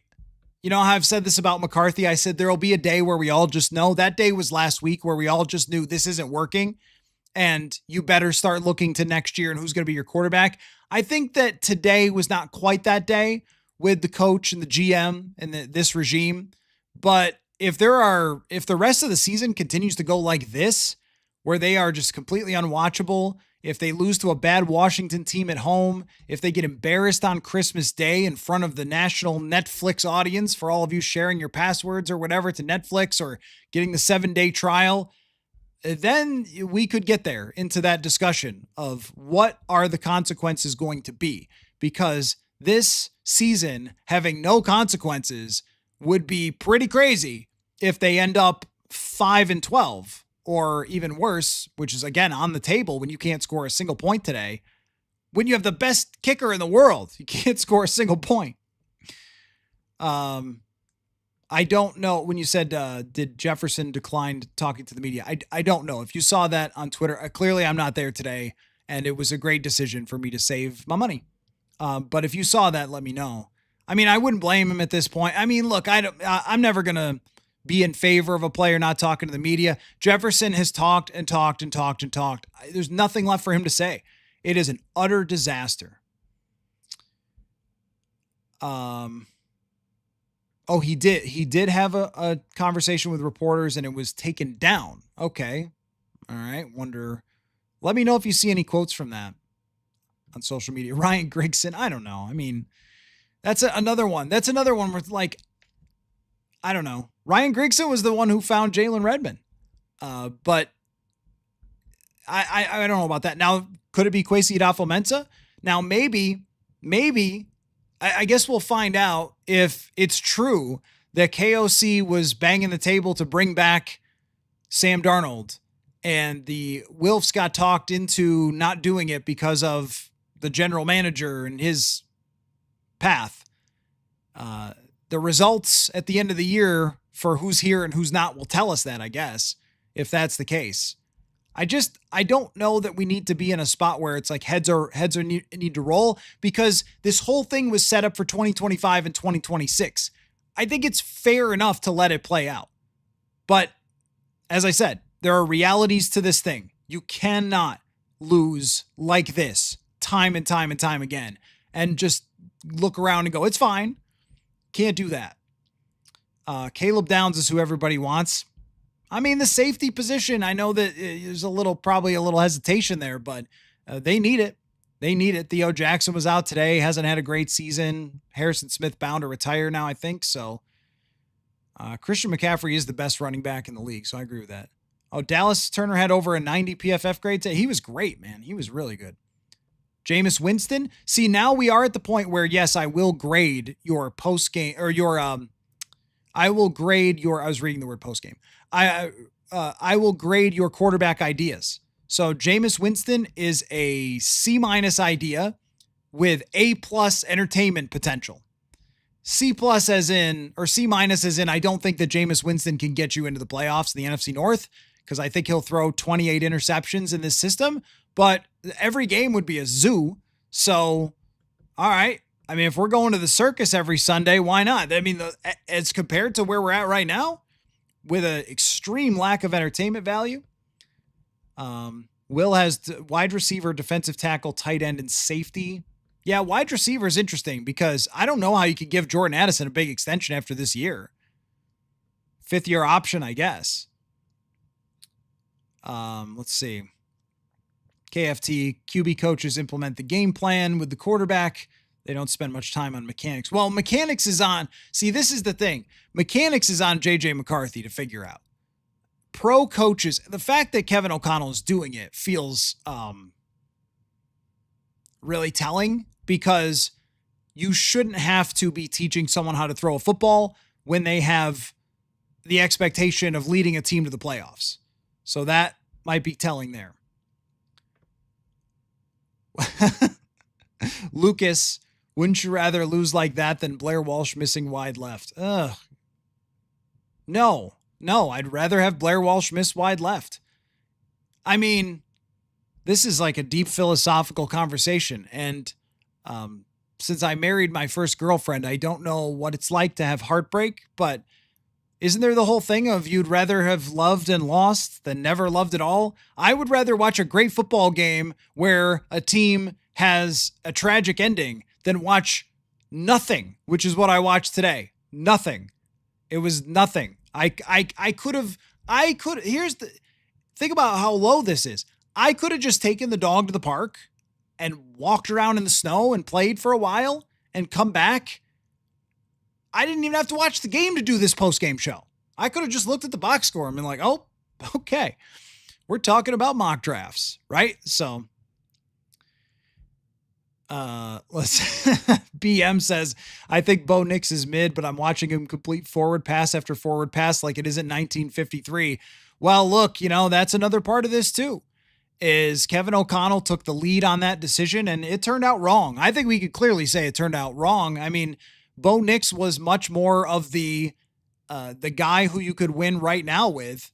I don't think he gelled as well with Bo Nix, and maybe he wouldn't fit in the way that they want to play, because Nix is in a system where he's playing basically like he did at Oregon.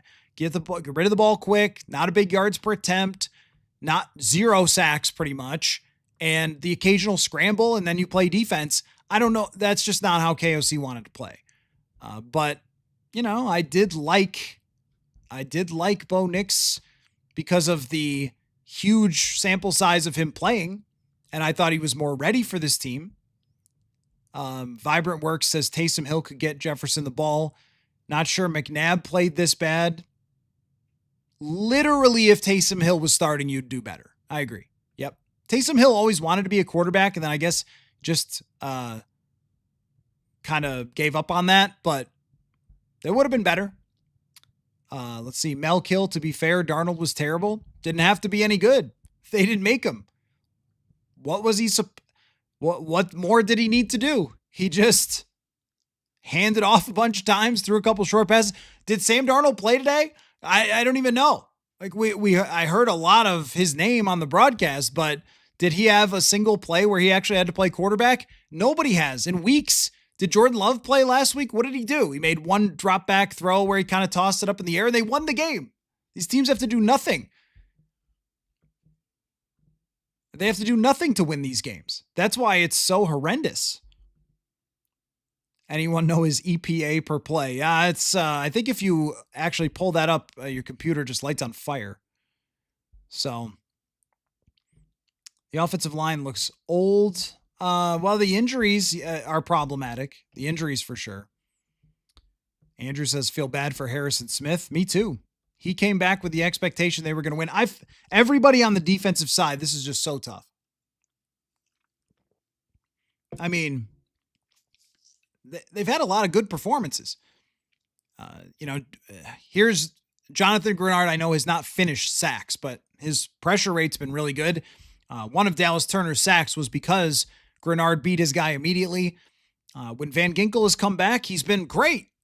And Turner has taken big steps, and Redmond's been really good. And, I actually think Javon Hargrave, for as much flack as we gave him halfway through the season, has really turned it around. And Eric Wilson, I didn't even mention. We're an hour and a half into this. I didn't even mention Eric Wilson. He had a great game. Eric Wilson's been phenomenal. What a story, right? We can't even tell these stories because what the heck does it matter? Now I'm just complaining, but this is really how miserable this has been for all of you and for anybody who has eyeballs who's watching. Is you see how great Eric Wilson is playing. That side of the football has just really come alive. In fact, since Flores moved him to that outside linebacker kind of hybrid role, he's been great. And, Isaiah Rodgers got run over a couple times, but I think overall, since that Eagles game, he's been better. And it's been a bit of a tough season for Josh Metellus, but he had a pass block down today. They did a good job against Sam Darnold, but he didn't have to do anything. Leonard said, I suspect Harrison Smith is one of those veterans who has trouble letting it go. Well, that's the thing, is that after last year, 14 wins, I think he had a lot of fun. And I think he wanted to come back and do it again. I don't blame him for that. I mean, look, I thought the team was going to win 11 games. Vegas had them at 8.5. I mean, there was plenty of prognosticators that picked them as first or second in the division. I mean, if you're Harrison Smith and you were looking at this team and you were like, well, look, they believe in McCarthy and his 2024 training camp was good and all that, why would you think it would go belly up like this? I wouldn't have. I mean, I didn't think that. So, and he's been okay since he's come back. Who plays center next year? I mean, I think, Brandel has done a lot of good things for this team as a backup type of offensive lineman, but you probably have to look for somebody different.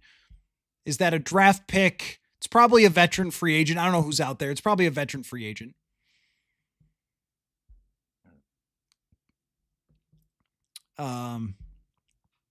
C-Van FX. I don't think this Vikings team beats the Jets right now. Well, they got to win. They played well. Aaron Glenn, as bad as it's been over there, Kevin said that Jets declined post-game discussion. Oh, okay. All right.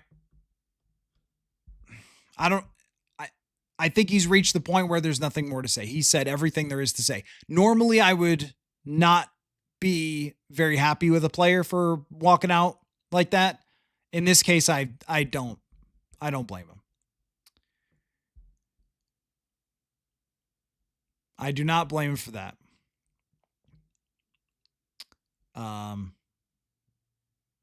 Kazinkad said Bo Nix had 8 years of experience. Yeah. Well, that was kind of the point, right? Is they needed a quarterback right now. And they picked the one who was the most raw. That's what they decided to do. So Lucas says it's better to have never loved it all.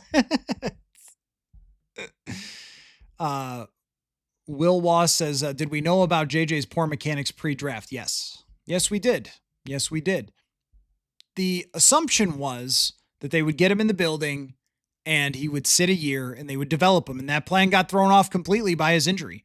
And where they went wrong was that they probably didn't realize that that injury was a full reset. And I said it in the offseason. I said, he's not a rookie. He's had that whole year behind the scenes and he knows the offense and everything else. But the mechanic part of it, you can't fix in March, April, May. You need a whole offseason for that if you'll ever be able to do it. I don't know he'll ever be able to do it. I mean, I was watching several college quarterbacks yesterday, the kid from Auburn, the kid from Michigan. They do the same thing. They just throw the ball 100 miles an hour. I don't know that it's fixable. And they thought that they could fix it. They thought they could work on trajectory and all that stuff. But once the real stuff starts flying out there, I mean, so I think that was where they really miscalculated. He was improving in 2024 training camp, but it was a full reset back to rookie mode. And I don't know that they realized that. And there's other things that sometimes just can't be fixed. I mean, these mechanical issues were a big discussion point when he was coming out. I looked back to a text of mine with a friend about McCarthy in the draft, who my friend went to Michigan, and we were just talking about him way back then. And I was like, he throws every pass 100 miles an hour. We're still saying it 583 days later. If you didn't answer the FanDuel question of the day, by the way, Vikings were minus 250 to start the day to win 6 games. Do they get there? Do they get to 6 games? Davis Mills worth considering? I guess. Yeah. Oh, I got to grade it. C. I'll give it a C. I don't think you win a lot with Davis Mills, but you're maybe in the race a little. The other quarterbacks are Caleb Williams, Jared Goff, and Jordan Love. You got to compete with them. That's hard to do. Unless you had Sam Darnold, then it was less hard to do. But you don't.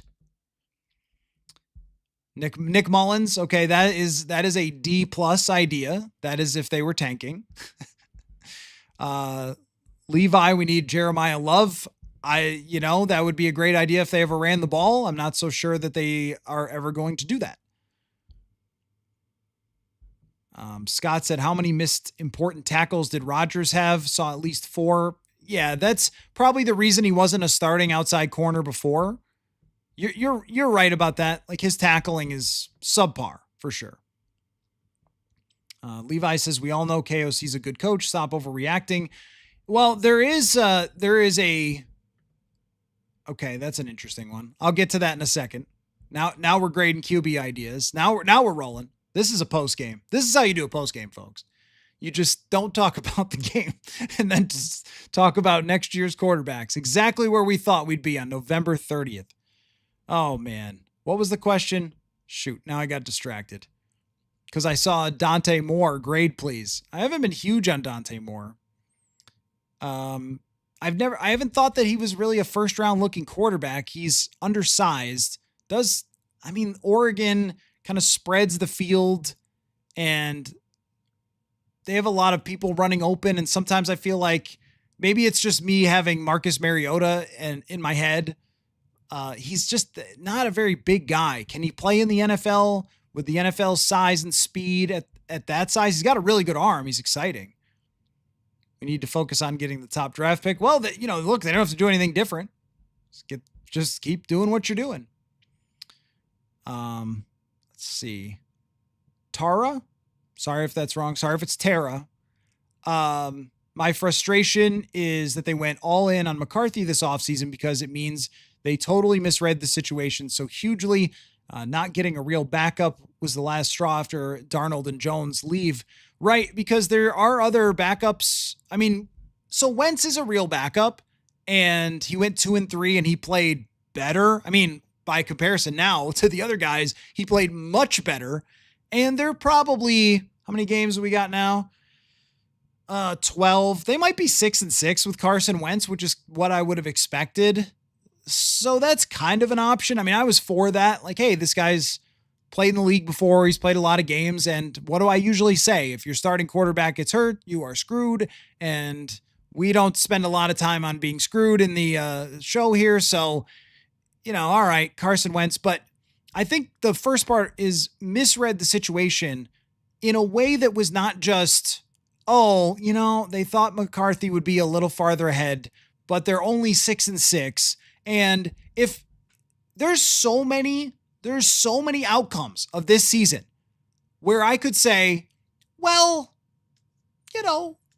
wasn't that bad. If they were 6-6 and they lost 26-0 today with their third string quarterback, and McCarthy had played decently throughout the season, I would say, well, that's what happens when you play your backup quarterback. So on to next week. Get well soon, JJ, and start looking toward developing him as much as you can over these last couple weeks. And if we get some exciting moments from him and go into next year feeling good, then okay. Not great, but okay. You're not even close to that. You've gotten the worst quarterback play in the league. I mean, you can't even silver line this thing. You're lucky to have 4 wins. So you didn't just misread it by a little. You misread it by an enormous amount, by the Grand Canyon amount. That's how much you missed. You didn't miss by inches off the plate. You hit the mascot with how far JJ was along. And, KOC declaring him the franchise quarterback after 2024 camp. I mean, it just shows you how much they were sold on him through that 2024 camp, and that's all they had to work with. But it's their job to get that one right and to know how far he was along and to have, as you said, other options if he was not. But that's why that Diana Rossini thing is sticking out to me, where she wrote that some felt like if he didn't play this year, that it could have negative consequences. And I just don't really fully understand what that means. Anthony Richardson. Okay. Oh, did I grade Dante Moore idea? Drafting a quarterback as an idea is going to get a pretty high grade for me. I think Moore is a little on the young side. I'll give it a B+. I don't think they can do it, but I'll give it a B+. For will it happen? It's probably a D-. But would I be for it? Yeah. Anthony Richardson as an idea is if you're also getting a veteran and if your quarterbacks next year, and what a time this would be, where Anthony Richardson, JJ McCarthy, and I don't know, a veteran starter, Jacoby Brissett. He played well today. Jacoby Brissett, I think. I was only watching on Red Zone. And Max Prosper. Okay. He can't be the only answer. So just as an answer, then I'll say, I don't know, maybe a B, but not as the only answer. That's not a good one. Would I believe that Troy Aikman threw fewer passes than McCarthy in college? Would you believe that Troy Aikman played 40 years ago? I mean, come on. Oh man. That's when it's gotten pretty low. That's when it's gotten pretty bad. Is for a few weeks there I was getting the John Elway didn't do well in his first year. It's like, yeah. 35, 40, 45 years ago, that's probably true. I am old enough to remember these guys. The Dallas Cowboys, when Troy Aikman took over, were horrific. Troy Aikman is also the number 1 overall quarterback and had an arm of God. So it was a little bit different. He threw as nice of a football as anyone has ever thrown. Joe Flacco as an idea is probably a C+. Desmond Ridder is the best quarterback on this team. Big Bear 7347. You're right. Holy cow. You're not wrong. You are not wrong. I don't even know what to say after that. That is absolutely true. Can't wait for Warner and O'Sullivan to break down this game. Those guys have lives, man. You want them to be happy. Those are good guys. Those are good dudes. I've actually written stories on both of them or with both of them. They're good people. They don't deserve to break down that tape. Davey says, I'm guessing that when Darnold and Jones left, they chose McCarthy as a stopgap until something better. No. We can't do that. They fully believed in JJ McCarthy. Otherwise, they had different ways. I mean, one of the ways, if you really think about it, now I haven't brought this up because it seems a little ridiculous and it would have gone over so badly, but I mean, one of the ways was they could have traded JJ McCarthy. So there were multiple what am I trying to say? Multiple different paths to having not him as your quarterback this year. And one of them was actually trading him in a terrible quarterback draft for a first round draft pick or more.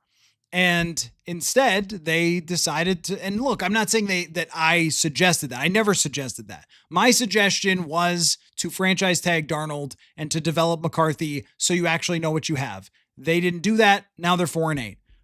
But this was never a stopgap situation. This was a guy that they called their franchise quarterback after he got hurt in 2024. So, pizza guy, Manny, I don't see this team winning any more games this year. Yeah, Manny picking the schedule. Wow. That one has gone in quite a way, hasn't it?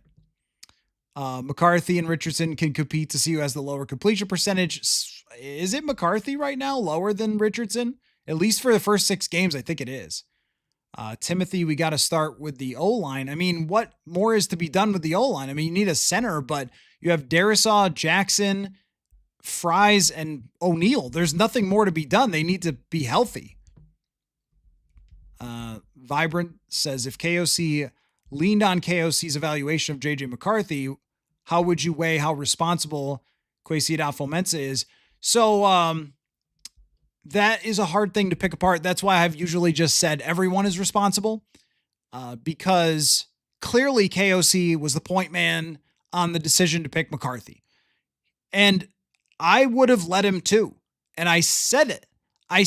In fact, when I was expressing some skepticism about McCarthy, if we just want to go through the whole history, because I'm not that busy right now, I don't have to fly home from Seattle. If we want to go back through that, I expressed skepticism about McCarthy. My biggest issue was sample size. I just didn't have much to work with. I didn't know what to do with him. He was so young. He threw so few passes. There wasn't a lot of history there. That's what I lean on when I'm doing these conversations and all the sorts of opinions. It's always going to be driven a lot by the data because I wrote a book on it and I've always done that, right? That's how I do it. I don't think I'm a scout or anything like that. I don't pretend to be. It's just, I look at the data and then I mix that with what I see and we go from there, right? But every time that I mention this skepticism about McCarthy, and there was mixed in, by the way, skepticism about all the quarterbacks.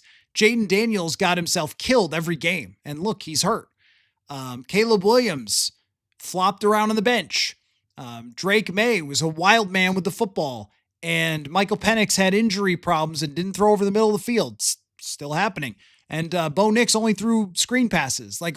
Everybody had that. But with McCarthy, the specific concern was about his experience and his team not really needing to lean on him. And just, does he know how to play quarterback? Has he done enough of quarterback playing? Because we had seen a couple other guys like Trey Lance and Anthony Richardson just be in over their heads. But every time I brought this up, I went back to, hey, if KOC is in on this guy, then all right, let's see what happens. There's nobody I'd rather trust more. And there's no such thing as a quarterback whisperer. There's no one who's perfect. And you can make a mistake there. It happens. You can go for a more moldable quarterback and you can mess it up. And I'm not saying that it's over with JJ McCarthy, by the way. Let's just be clear that he gets this offseason. He gets a chance to develop. He gets a chance to compete next year in camp. I'm not declaring it over with JJ McCarthy, just to be clear. But that's where anyone can be flawed when it comes to quarterbacks. Anyone can make mistakes when it comes to quarterbacks. I think the more egregious thing is that if you are the general manager, and I don't know how this all went down behind the scenes because those are conversations that are just happening between these 3 guys or whatever number of Wilfs were there. Wilf, maybe it's 4. That when they have that discussion of, do you want to franchise tag Sam Darnold?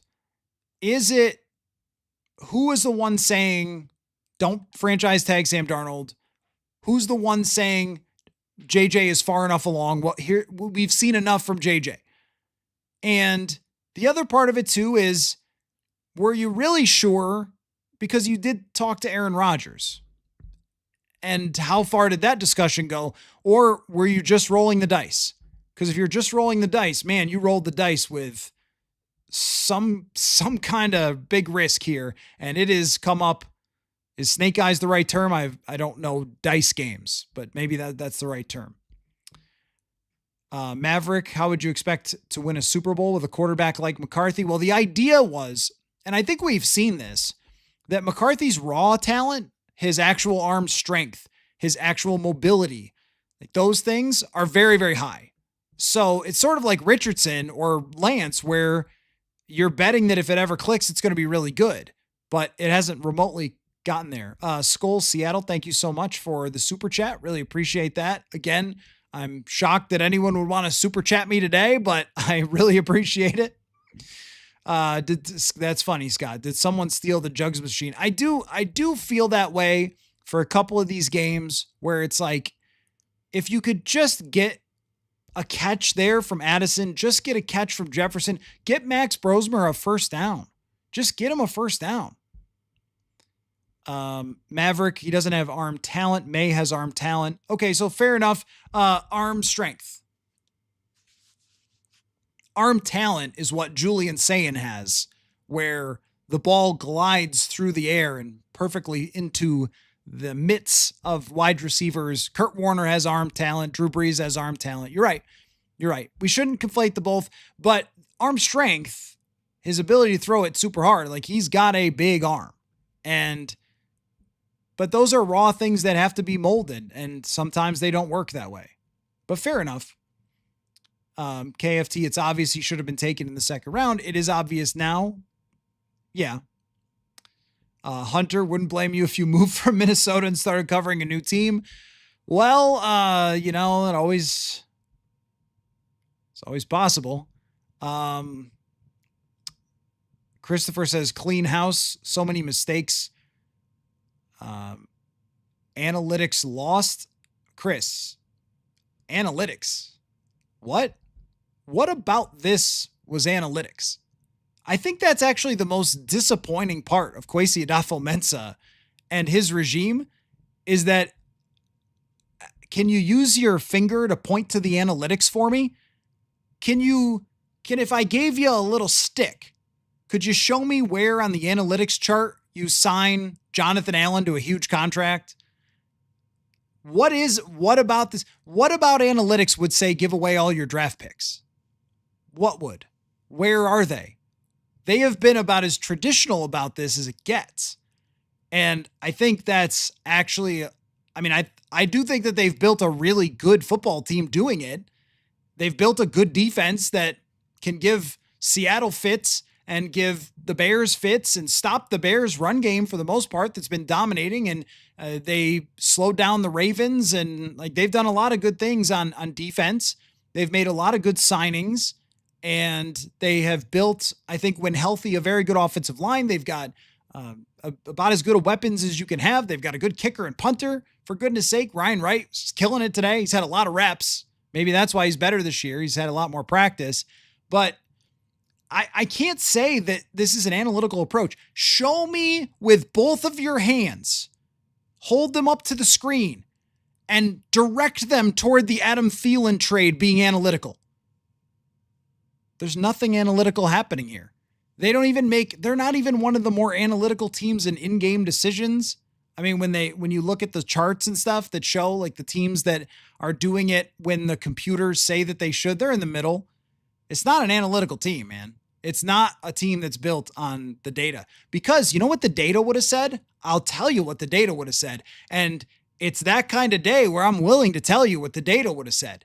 The data would have said, if it was truly an analytical team, and I know the owners are the ones who wanted it this way, and I don't know what Kwesi Adofo-Mensah wanted because I can't speak for him. They would not have tried to win 13 games in 2022. they would have gone the same path as a lot of their brethren, like the Chicago Bears, who are at the top of the NFC right now. They would have stacked a bunch of draft picks and tried to hit on a bunch of young guys all at the same time to maximize rookie quarterback contract or rookie contracts, not just at the quarterback position, right? They would not have, and I loved his game today, traded up for Dallas Turner. That is not an analytical move. That move got killed by every person with analytics to the point where I was like, guys, okay, we get it. It's not an analytical trade, but let's not hold it against Dallas Turner. Let's let Dallas Turner develop. And now that take looks pretty good. But I just am going to need you to direct me as somebody who has covered the analytical world in the NFL for the last 10 years. And again, wrote a book about it. Show me. Do they have one of the bigger analytics departments in the league? I don't think they do. Like, I know that was his background, Kwesi Adolfo-Mensah's. I don't think they've taken an analytical approach to this aside from the rookie contract, but that's not analytical. That's just common sense that a lot of teams have had success going for the rookie quarterback contract. I think what they did from a front office perspective is they said, we are going to swing big. That's what this came down to. We are going to swing big, which means if JJ McCarthy is good, we will have a chance to compete for a Super Bowl. But we probably won't be able to put enough around Sam Darnold if he's on the franchise tag to compete for a Super Bowl in 2025. I think that's what it came down to. And I mean, I think the NFC is so flawed. The Rams, who I declared the best team in the league, of course, I spend the whole week being like, yeah, Rams, man, no one can beat them. And then the Panthers beat them. So the NFC is so flawed that they probably, if you take 41 million, you can find it pretty easily. Jalen Redmond instead of, or Harrison Phillips, keeping him instead of Jonathan Allen, bringing back Aaron Jones. As much as I respect that man, it's been a zero as far as what it's produced. Byron Murphy hasn't produced to the level that you would expect. Like, a lot of the money has not turned out to really make as big of a difference as they expected. They swung big, and they all had that in their minds. If we coach up JJ McCarthy and he is good right away, we will compete for a Super Bowl just like San Francisco did with Brock Purdy. And they missed. I just don't see it. I see the NFC is strong with a lot of teams that are good, but I don't think that it has any team that's mind-blowing. Like, as you saw today from the Rams. The Rams are really good, though. Super Bowl or bust is how you could frame what they were trying to do in these 2 years. But here's the problem with that, is that Sam Darnold, and again, I know there will be parades in downtown Minneapolis because you never get to celebrate real championships here unless it's the Lynx, but even that was a long time ago. You never get to celebrate real championships here, so you have to have fake ones like when Sam Darnold ultimately gets eliminated. But the thing about Sam Darnold is that he is settled pretty nicely into this second-tier type of quarterback with Dak Prescott, Jordan Love, Justin Herbert, and I know how many rings do those guys have, but every year they go into the playoffs. Every year, Jared Goff is in the playoffs, getting another swing at it and leading top offenses and whatever else. So if that's what you passed up on, hoping for better than that, that's a miss. But for sure, that's what they tried to do. 0617. Did anyone in the front office think about what would happen if they swung big and missed? How are they getting themselves out of this situation now? Well, yeah, I mean, I'm sure that there was some world during training camp where there was a conversation somewhere in a hallway or something. Now, it got a lot better as training camp went on, but there was a moment there where they had 2 or 3 really bad practices back to back to back. And you went like, is this going to be bad? And I mean, it still ended up being bad, but it got so much better as it went along that there was confidence. I'm sure that there was some discussion of, hey, if we're going to go down, go in flames. Don't go down with, 8-9 or 9-8 or something, which I guess is what, I don't know why after Darnold won 14 games and threw for 4,300 yards and 35 touchdowns, you'd be like, I don't know, we're probably mid, but maybe they thought it was the things around him And I praise them for this, so I have to stay with that, which is the things that had plagued them for a long time: interior O-line, interior D-line, they invested in, and running back. They invested in that stuff. So they did use that money to do that this offseason. But I mean, that bar was really, really high for McCarthy to reach, to even be anywhere in the ballpark of Darnold. And even Darnold's performance turned out to be not quite good enough. I mean, that's a reach, which does come back to it does come back to, the approach that I said was not analytical, which is not having a lot of draft picks. So you have to do that also in part because you don't have a lot of young players. There's a lot of money that's been spent. But yeah, I mean, did they think of it? They probably thought of it and thought it was impossible because they're them. If we just got, how many times did you hear it? If they got that much out of Sam Darnold, what are they going to be able to do with McCarthy? How many times did you hear it? Well, it seems at least they thought they could get a lot out of JJ McCarthy. Now, I also think that they felt like if it failed, it could fail quickly. And so your question is, how do they get themselves out of it? The answer is that they find the next Sam Darnold. That's the answer.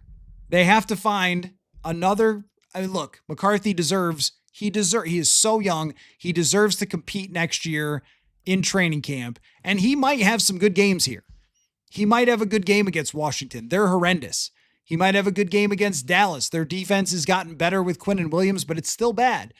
He might have a good game in New York. I mean, that one could be lots of fun. That one could be 34-31, right? But those are teams that are awful.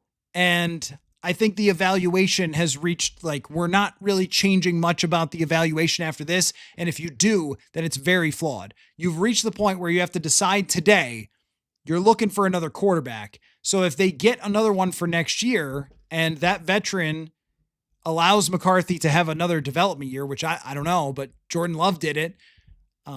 If that quarterback fits really well with the offense and they're back on track, well, then maybe you're back in competition. I mean, we've seen this happen enough times. I'm gonna keep throwing out names. Geno Smith is one that got torched in the comments the other day. I'm like, I don't know. Geno Smith won 10 games 2 years ago. Right now we have an offense in name only. Yeah, that's for sure. He is not a QB whisperer. That's because there is no such thing. He's a whisperer. They just don't listen. It's because it's not real. It's because you can maximize what you do with the quarterback, but no one is made of magic. If you have Sam Darnold and he's throwing the heck out of the ball and he's seeing the field and he's throwing with anticipation, he's tough as nails and he's a playmaker, and I don't know, that sounds like a quarterback you might want, then you're good and you're the quarterback whisperer. But if the quarterback can't see the field, takes sack constantly, is hurt all the time, and doesn't have anything more than a fastball that he throws, there's not a lot you can do as a coach. So anyway, Jerry says, disgusted that they went all in, not knowing the cards that they had. Let's see. Learn to something. Can't predict that McCarthy was going to be hysterically bad. No, that's true. That's true.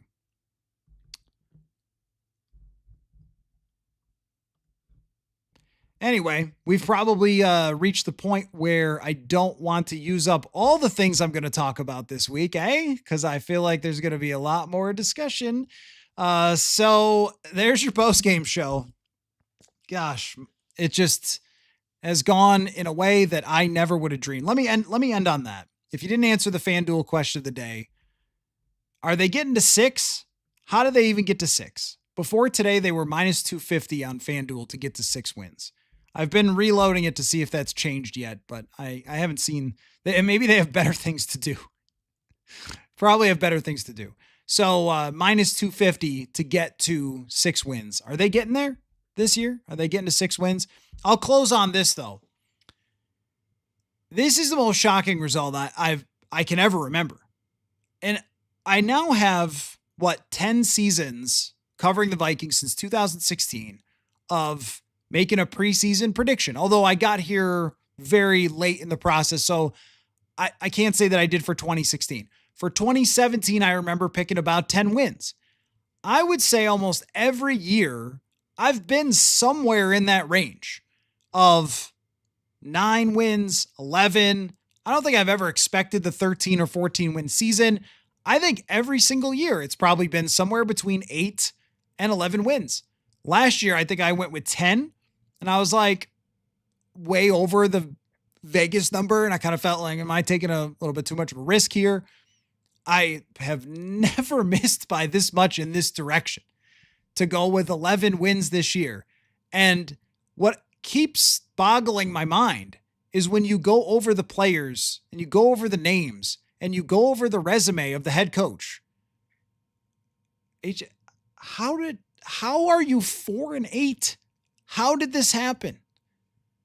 But if there's something you want to hold on to, you guys brought up Kyle Shanahan. He had a 4-win season. That's how they got Nick Bosa. That helped. And I think that at very least they are trending in the way to get a potentially franchise-changing player. And even Dallas Turner, for all those people you can't draft or whatever, Dallas Turner gave you a swirly today because he was excellent. And he's been doing a lot better, developing. Imagine a 22-year-old developing. So it can happen. I like where they're at with Donovan Jackson as well. The health is concerning, but it's been bad breaks. A wrist, an ankle. Those are tough breaks for a lineman. But he's looked promising. And Addison, after today, like where are we even at with Jordan Addison? That's another question for a day, for sure. But anyway, with the talent that they have and the resumes of these players, Jefferson, best receiver in the league. Addison, 900 yards and 10 touchdowns. Write it down. Roll out of bed. Even Naylor had a breakout-ish season last year. The offensive line, huge money investments, right? Really, really good players. And the coach of the year last year, coach of the year. And he had a good case for it in 2022 as well. And now they can't even put up a point. They can't even kick a field goal. I never, because that's how, we talk about the analytics, like that's how you do it, right? You use history to try to project the future. No way did I ever think we'd be talking about unwatchable, pathetic football. And even this week, when we talked to Brosmer and talked to his teammates, you're like, okay, maybe there's something there. Maybe this will be fun. Maybe it'll look better. And he walks out of there with 4 picks. I still think Max is going to have a good career probably likely as a backup quarterback. I don't think we can just say, oh, this is it for Max Brosmer, never see him again. He can continue to be here, but that situation, that environment, the lack of offensive line, and as far as the play calling and et cetera, I don't even know. At this point, I don't even know. So there's your epic, lots of ranting, lots of future talk post game. I hope you enjoyed it. It's a little different from what we've usually done, but there will be a handful more of them. There will be 5 more. But what this was today, future discussion, who's responsible, how they're going to get themselves out of this. Oh, there's a lot more to come there. So thanks everybody for watching and listening. Hopefully this helped you a little bit with your rage after watching today or your apathy. Because it does feel like it's about to get a little dramatic in here. So thanks everybody for your time, for you guys. Those of you who are reasonable in the comments section, there was actually a lot of you today, so I really appreciate that. And we will talk to you all very soon. We'll have a round table tomorrow night, try to figure this all out. Thanks everybody.